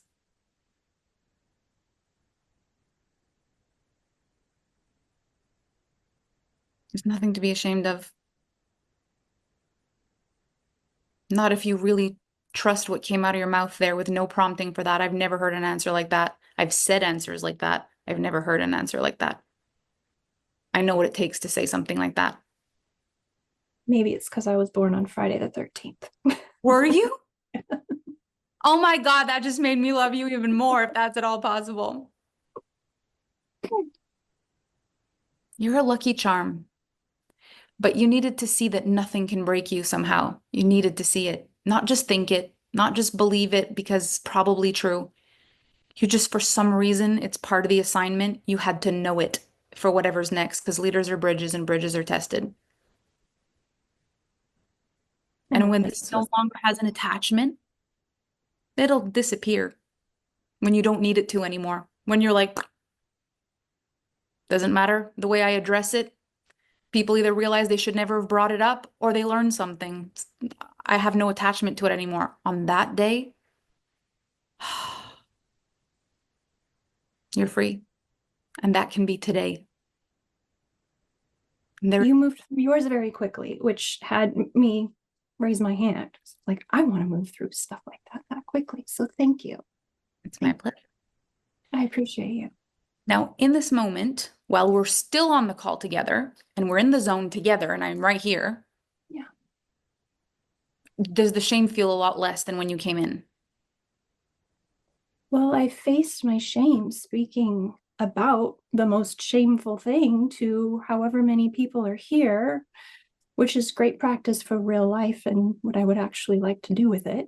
So yeah, I think I've moved through a lot of shame. I stopped crying. I was crying for the whole call. So that feels good too. Yes, I feel like we moved some shame. So I'm sure there will be fears, but this is a new lens to see them through. Amazing. Yeah. So there's two parts here. You faced the shame by speaking about it, but we don't want you to just find another way to cope with it. Yeah. We don't want this to suddenly become a great story, like in the last testimony, that you found a way to talk about it that empowers you and you hide behind the story. Yeah. So it really needs to be a practice. Don't start talking about it yet. Really feel that you would never need to speak about it again and you could change the world just by being able to hold it. Because it's all people's projections anyway. What they think you did, why they think you did it. Did you mean it? Did you not mean it? Did it happen to you? Why did it happen? Could it happen to them? It has nothing to do with you. And he posted it, nothing to do with you either. So why were you the catalyst for this? Why are you the bridge? We don't know yet. But something in you has already accepted the mission, but it needs the shame to be put down in order for you to really find out what it is. Because if not, every time you feel the shame, you close the mission, you close the door. I don't want to be seen. I don't want to be found. I don't want to be. If you create a defense mechanism, which is that if they find it, you have this perfect story, that's still not you fully owning it. That's you having found a story that dampens it the same way with my Reddit thing. Yeah. I would have found something that made it pale in comparison instead of it being something that stands on its own. Can you feel the difference? Yeah. So you might feel fear when the shame comes up, that feeling of like wanting to tell a story or wanting to push it off, or see if you can just do what we did here today. And when for long enough, you can really feel the empowerment in that, then you then start thinking about telling the story. And it doesn't even need to be long. This could happen very quickly, but you would have to be able to say, holy crap, this is gone. One day at a time. practice. First step is just showing back up on the internet as Yes. myself. Huge. You know, that's the first step. So thank you for helping me. It's my pleasure. Thank you for showing up here and being really brave and really leading in a beautiful way. It was a huge interaction, so thank you for this. Thank you. So we have now seen three very different reasons for shame, different reasons to feel shame. But we've also talked about the flip side. Who are the people that in their shame cause shame? Who are these people? They're people who are so ashamed. And they don't have both. They just have the shame. And so in order to define themselves as something else, they think if they move the shame to something else, to someone else, they'll be free. But that's not how you deal with shame. You have to be able to stand and say, I guess we'll never know. If that's what you think, then I guess that's it. You have to be able to say you saw it and I'm okay. You heard it and I'm okay. I'm okay.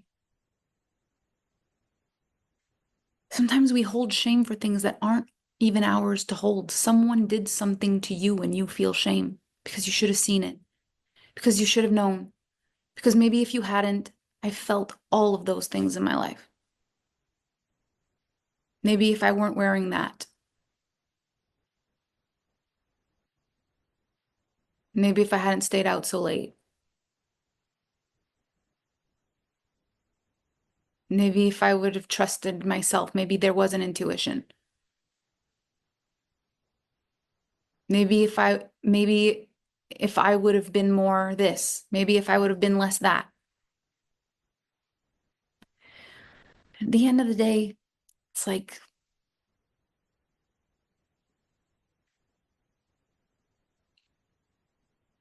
I'm amazing. And I'm kind. And I'm not perfect. I'm not a tuning fork. I'm a guitar. I still play every day of my life. I'm a human learning, playing, growing. You're going to make every kind of decision. You'll pick the wrong partner. You'll break a bone. You'll stress yourself half to death for something that didn't matter and you'll only realize it later. You'll choose the wrong friend. You'll hire the wrong person. You'll take on the wrong client. You'll confide the story with the wrong person. You'll do it. So then what? Then you live with it. Not with the shame, with the decision. Not with the shame with what happened. Because anybody who's judging you for what happened is trying to avoid the shame they feel for whatever reason. That's what's happening.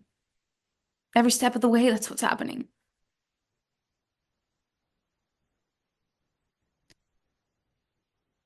This is the breakthrough for us in this phase.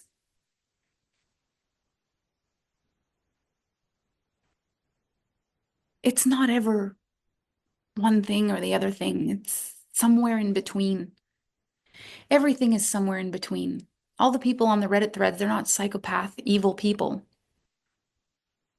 They're not just bad, evil complainers. That's not the truth. They're people who really felt ashamed of the money they spent, ashamed of the time they spent, ashamed of not having succeeded something, ashamed of having trusted that I could somehow wave a magic wand, ashamed of how much they put me on a pedestal, ashamed of whatever. They're real people that don't want to face what they're feeling and think that if they make me bad enough, they can be the victim instead of the villain that their husband is mad at for spending the money, instead of the villain that their whoever is mad at for having done this. Like, this is always it. And I'm not really a villain. I give my heart and soul to this work. That when someone attacks, I feel shame.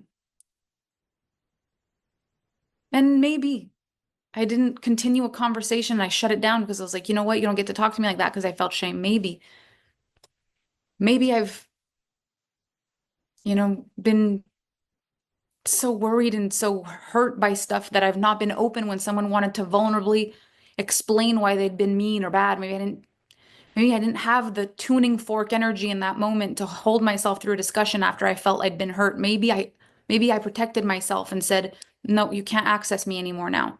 If you're going to say things like that, I have a boundary. Maybe I put a boundary up too soon to protect myself. Maybe that boundary made me inaccessible and harsh. Maybe that happened. Maybe I did. So then why am I so ashamed? Because I'm not perfect? Because there's still stuff for me to work through? What if I just better myself? Or there's still room to better myself?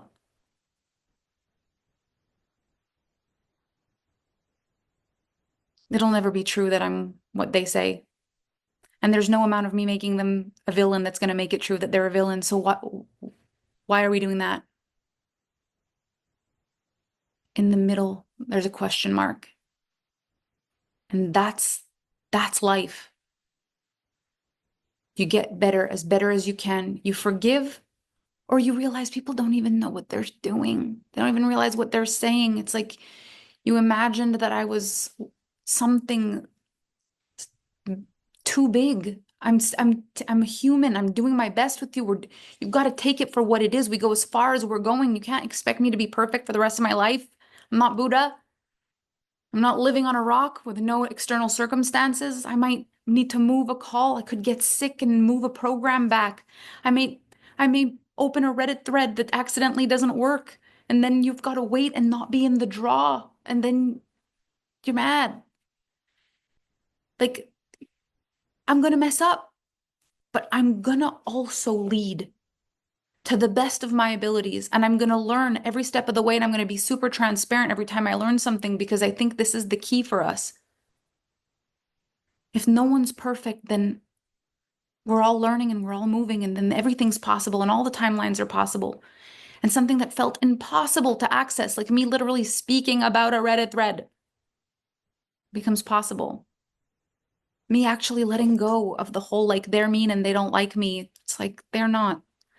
They're ashamed of their situation, and I was ashamed of my situation, so I'm no better. They created a Reddit thread, and I was so close to being out of alignment in one of the most important moments of my life. Like, what's worse, what's better, what's not, it's all the same. We're humans. But because I stay connected to the tuning fork, I'm always looking for where I can learn. And when a person is not connected to the tuning fork, they're looking for where they can blame. And this is where we can take our power back. Because you could become a person who blames other people and runs away from your bad stuff for the rest of your life. You could, just to not face the shame. Or you could be a person who learns constantly and shows up for yourself over and over and over again. The shame won't go away because it's the main thing that we feel. It's like the steering thing. If you're out of alignment, it's a mirror maze. The shame shows you. And then when you face it and you say, okay, it's not your job to make everybody like you. It's not your job to make everybody agree with you. It's not your job to be perfect for everybody. That's insane. And if people vilify you because you weren't perfect for everybody, that's just something that you can't be. Then that's just something you can't be, but you might feel ashamed of that. But I wish I could be perfect for everyone. Okay, but you can't. So should we turn the page? Who could you be if you just accepted the things about you that weren't perfect and you kept growing from a place of true devotion? Not to look better than you are, but to actually be better than you are, while also accepting exactly who you are. Because it's pretty freaking great, all things considering. What if there was a space between the villain and the victim? What if there was a question mark in the middle, a place where you could Land. I have been as afraid of being a villain as I have been afraid of being a hero. Anytime anyone says anything really nice, you've done this, you've changed this, I'm like, don't inside it, don't say that. I don't want to fall off your pedestal. I realized so many things about myself in this. I've been afraid that if there is a pedestal, people will say I built it. So I try as much as possible to make sure no one put me on it because I'm afraid I'm going to be told I built the very pedestal they kicked me off of. I've had shame for all of it, being put on the pedestal and being kicked off the pedestal. Part of me felt like, well, if you're going to put me on it, at least I need to make sure I can stay on it. I don't want it, but if you put me there, let me work really hard to make sure you don't kick me off. It's like, let me be me. And let me show you how to do that for you too. And let's see how much we can build in that. And it's like every little thing, every step of the way, we're finding one more piece, one step closer. So here's where this opens up now into the next levels for all of us. There's something that you want in your life, but you're attached to it because if you don't have it, you'll feel shame. That is not the same as you building it. I want to have a successful business because if not, I'll look like I was one of those that try to have a business and fail. That's not it. I don't want to be famous because I'm afraid someone will catch me on something and put me on a thread and then people talk badly about me and I'll feel shame. That's not it. I'm afraid to fall in love because last time I fell in love, it broke my heart. And I don't want to be the kind of person who falls in love again with the wrong person and then they break my heart and then I feel shame. That's not going to work. So we've got to find our light again. The light before you were ashamed of yourself. In your relationship, with your money, with your creativity, with your art, with your power, with your passion. And this is like, what's so incredible is I thought this would be the tip of the iceberg. These aren't breakthrough conversations. They're breakthrough experiences. There's going to be more opportunities to have people have breakthroughs as we continue through the next phases of the experiment. But like for the people you've watched that literally had one conversation, something they've never said in their whole entire life, we watched the shame shrink. When they said, maybe one day I'll get to it. I was like, today. Because we can literally get rid of it and one day we can. But not because or else we're ashamed. And it's not that it won't maybe creep back in or the fear will and they'll have to navigate themselves. But I knew in one conversation we could get to the point where they were like, shame? Shame. I can't see it. But then it's like, do you stay in the energy? Do you stay in yourself, or then do you go and then all of a sudden life comes back? Like, can you stay in your power? And when you fall, there's no shame in that. You're human. So as we complete this phase of the experiment, I want you to notice where you may have felt shame that you can't continue because you literally cannot afford it. And you felt shame that you cannot afford it. When in fact, what I would much prefer you to do is to be proud of yourself that you will advocate for your finances and make a decision that is right for you. And that you can come back when I do another experiment and do the free part again and try again and see how far you can go next time with no attachment. Be proud of you. You're doing the right thing for your family, for yourself. You can't afford it. You can't afford it. If you face the end and you're ashamed that you have these big dreams and all these other people are being responsible with their money and you're like, I just know I'm supposed to do this. But this other person is saying that they're wanting to be responsible.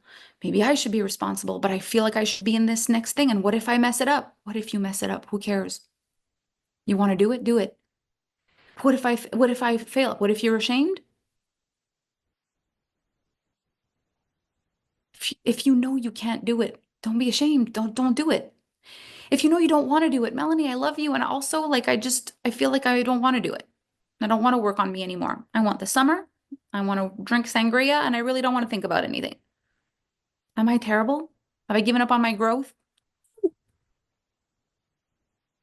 There's no shame. You don't want to do it. You don't want to do it. If you're like, why do I feel so called to this? Why do I feel like I want to keep going? Is there something wrong with me? Do I have an attachment? Have I put Melanie on a pedestal? Da, da, da. Well, have you? I don't think so. So let go of the shame. Do I do too much personal development? No one asks you that when you're binging Netflix series. I'm really worried about you. You've watched the entire series of Bridgerton in 1 week. Never heard that. Totally binged that in 1 week. Now I'm watching personal development. Isn't that the second thing you've bought this month? Are you okay? It's just the shame. Will people think? Will people think? What do you think? If when you think about your future, you're like, I want to play. I want to attune. I want to play in the frequencies of the next levels of me. I want to go there. I want to break free. I want to break through. I want to have fun doing it. It feels good to me. It feels right to me. I feel pulled to it. I want to do it. But I probably shouldn't because of this, because of that, and I feel ashamed of this. Let it go. If you say, but I feel like I should, is this me just being this? Is it me just being this? Let it go.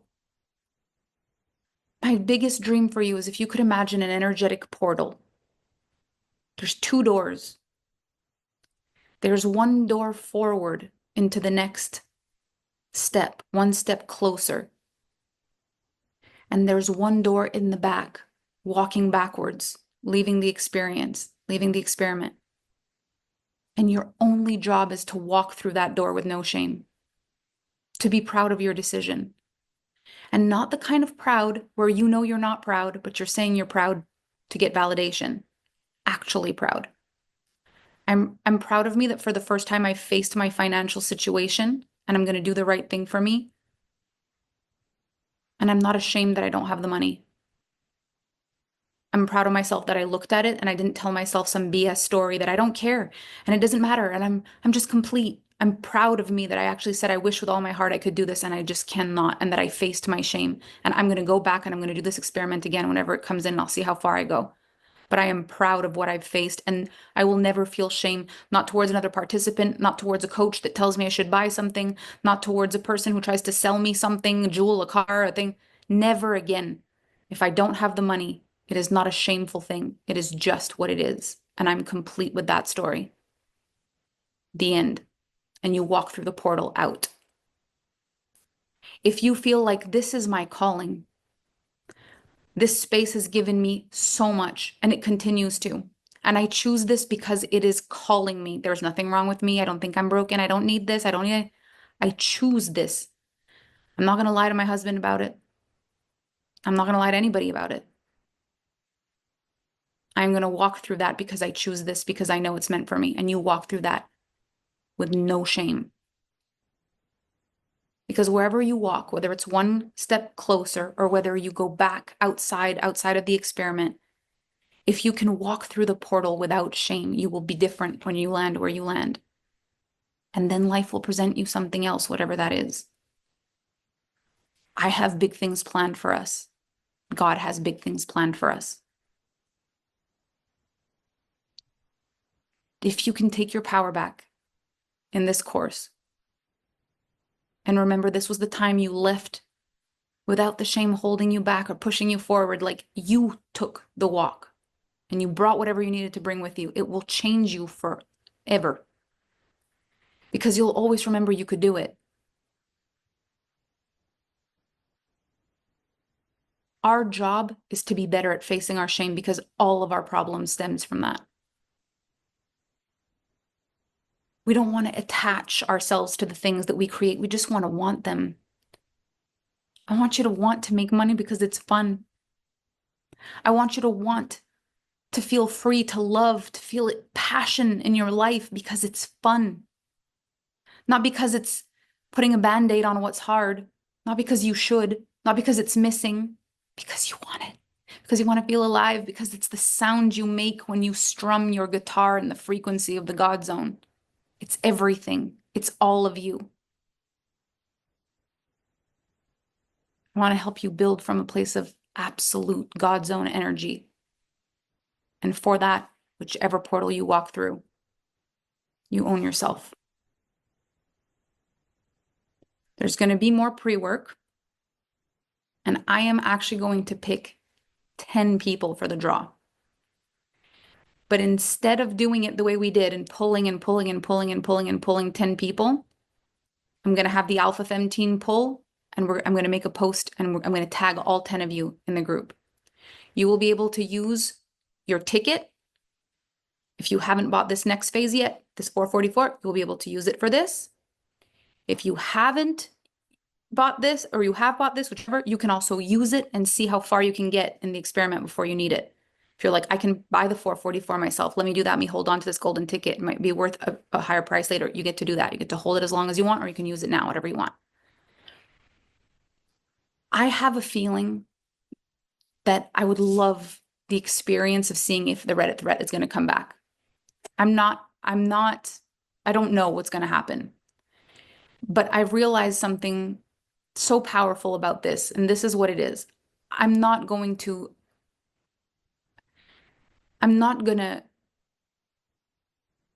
feel the attachment of the other thread not existing, and I'm not also going to feel the attachment of being afraid of being put on a pedestal. I'm not going to do that either, because I realized that came up as well. And so if the thing you do want to post about in the experiment is that you learned something from me, or that I was good, you can put that. I'm going to let go of that. I was afraid of people doing that and looking like I'm trying to put myself on a pedestal and all this crap. I'm taking away all the rules. So whatever it is that you want to say it freely. It doesn't matter whether it's good or bad. Even if you're not loving the experiment, you can put it. It's okay. I just want this experiment to be squeaky clean. And I hope that with my energy being completely detached, if it's supposed to come back, it'll come back. Right now, there is no Reddit thread. So if it ever comes back, I'll post it in the group. But I want to give us the time. Sometimes it goes through the weekend. We'll see. So I'm actually going to give you until Monday. There won't be any more modules. I'm not adding another module, but I will be coming up for more draws. I don't know when. It's going to be in my frequency. It'll be in my vibe. I'll pop in live on my phone. So the 10 first people who win will be tagged in a post, and I'll put that post in the group. And then after that, if ever there's another, like when there will be another draw, I'll come in and I'll do a little live stream, and I'll draw those live. Right now, I feel there will be 3. The first one, we're pulling 10 people. It's the biggest one. Okay.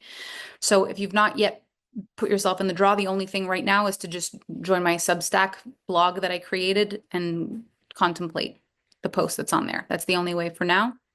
And if the Reddit thread does come back, I would love for you to be a part of it, just because of everything we've been through. You know, just if we're able to see it come back. And if it doesn't, then it doesn't. And this will end on Monday. But I wanted to give you more time, because yesterday, you know, you had nothing to comment on, and I know a lot of you were waiting for an opportunity for these golden tickets, which I absolutely want to make sure that you have a chance of getting. So I hope this whole lesson gave you something. I hope you were able to really see yourself in something. I hope there was so much in the shares, in the people, in the vulnerability, in the actually going through your shame and noticing where you run away from it and try to pull back inside of you the one thing you're good at, being lighthearted, bringing in your power and the things you've overcome, spinning the story in a way that makes it manageable, doing something to make it look less bad, whatever it is, like that you've learned from me or the other people that came in to be a representative of this work, because this is what we do, just to avoid the shame. But when we just sit in it, we don't avoid it. It breaks through. It really does. Like when you allow yourself to cry, it just eventually you don't want to cry anymore. When you allow yourself to sneeze, you don't need to sneeze anymore. Like once you've passed it, it's past. So if we can just go through the shame instead of trying to live all of our lives without touching it, we're free. And I hope you can really touch that freedom in this group more than anything. That's what I want. Now, if it's not possible for you to join the experiment, the next phase, and you're like, I just don't have that. I know I've had people ask if we can do payment plans. We don't, I had clear instructions, no payment plan for this. But I do want you to know that in the We Are Alpha Femme membership that I have, that's $222 a month. You can cancel anytime, but it's $222 a month. Jacqueline and I will be doing something very special for people that are in We Are Alpha Femme who bought the experiment. It's going to be a special thing for people who are in We Are Alpha Femme that bought the experiment. So if you're already in We Are Alpha Femme and you bought and you've bought this experiment, you will be a part of that. If you haven't bought We Are Alpha Femme and this is your limit and you're like, I can't do 444, but I could do 222 for a month, I could do that, then you would be a part of this if you join the We Are Alpha Femme membership. And if you are in it, you're in the 444 and you're like, what's We Are Alpha Femme membership? I didn't know you have a membership. I want to do it. Then you can do that and you would also get the extra part that's coming in for you. So it's a special thing that we want to do for people who are continuing in some capacity. And so if you were experiment plus the We Are Alpha Femme, and obviously if you're in the AFE or House of Vote, you have We Are Alpha Femme. So the other option, if you can't continue in the experiment, is to move into the membership. It's $222 per month. You can cancel anytime, but every month you get $111 credit that builds up in a bank. And so if I ever make another offer, or if we do the experiment and there's an invisible offer, you'll be able to use your credit. Like, it's just a fun way to build your credits and to be able to use them on certain things. So if that feels pulled and that amount feels better for you and you want to move and you want to feel like you've gone in a certain direction and that's better for your financial situation, I'd love to invite you there. And then you'll have $111 in the bank. And next time there's an invisible offer, you'll have it on hand. So if that feels like a fun way to get started with me, that's also perfect. Whatever you choose, do it for you. It's the most important thing. And if in the stories that we told, there's some stuff that came up about other people and how their shame sometimes causes them to do things that are not good. I want you to know this is not an excuse. It's not like, oh, it's just because they were ashamed. Doesn't matter. It's not like that. It's more like, oh, it's because they were ashamed. And they never learned how. It is such a shame to not know how to process the shame, because it's a mirror maze. They'll be faced with it all of their lives. And so it's a different kind of compassion. It's not for them, they were ashamed. It's more like, what a shame.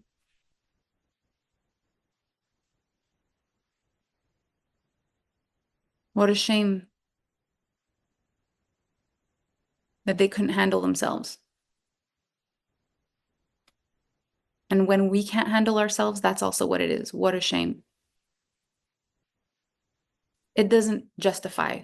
It's like, what a shame you missed that opportunity to be strong and to have that go well. What a shame that you punished that person because you couldn't handle your shame. What a shame that you lost your temper because you couldn't handle your shame. What a shame. What a shame, because there's a cost, there's a price every time. But you can't hold on to that forever. Eventually, you've got to let it go for you and for them. But it's not forgiveness. It's not the same thing. It's not like I forgive you because, you deserve forgiveness, or it's like, I forgive you because you don't even know. You don't even know how much this shame is riddling you. You don't even know how much you're attached to it. You don't even know how much it's controlling you. You don't even know what you did and how you did it. You don't even know how much it hurt. You don't know me. You only know me through the lens of your shame. You only know me through the lens of what you needed to say about me for you to not feel shame. You don't even know. So I forgive you because you don't know. Not because it doesn't matter, not because you deserve forgiveness. It's not even that. You had no clue. You have no idea what you lost. You have no idea what you broke. You have no idea what you took, because you're not doing it. You're not doing the work. You don't know. I forgive you because you just don't know. And that's such a big release. I'm not going to fight against you for the rest of my life to show you who I am. I'm not going to fight against you for the rest of my life because you were wrong. It's like, you just don't even know. And at the same time, you don't know them at all. And what causes them to be the way they are with the shame they have. We don't know them. They don't know us. But if we're willing to stretch our capacity, our heart, our emotional intelligence, our ability to be disappointed, our ability to be hurt, if we can stretch our intuitive bias, if we're able to sit with pain, oh, all of a sudden there becomes a lot of space for a lot of knowing. And that's when the wisdom come in. And that's when we're able to start calibrating to a different frequency beyond the one that draws us down, more so the one that makes us sing and play the song we were here to sing and play.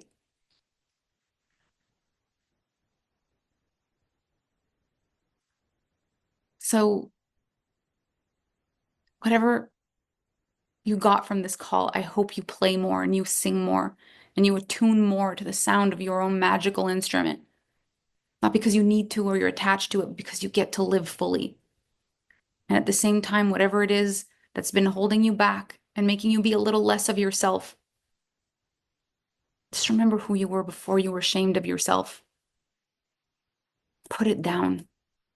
You didn't know, they didn't know, but now you know after this, like how this life could be.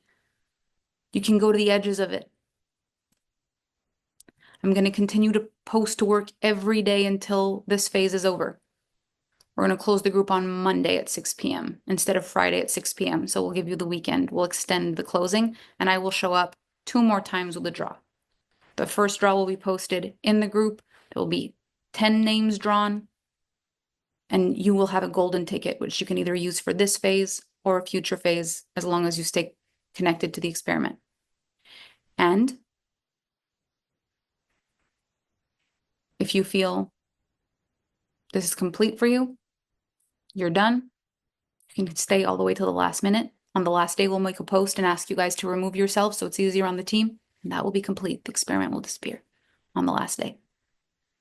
If you feel like you want to continue with me, you'll go to the featured section. I'll repin the animation with the link for you. You'll be able to grab it from there, and I'll also email it to you since today's the last call. I'll email you the link as well for the invisible offer so that you have it if you decide you want to move forward with that. And I'll also send you the link for the We Are Alpha Femme membership so you have both. And so you can decide what you want to do, what feels more aligned. And that's it. If the Reddit ban raises, it will. If it doesn't, it doesn't. Keep your eyes peeled for new coursework, new work for the program, whatever shows up in the group. I'll tag you guys. The posts will be clear in there. Thank you for your time. I will post a contemplation after this. So keep your eye on a group. Thank you for everything. And I shall see you on the internet.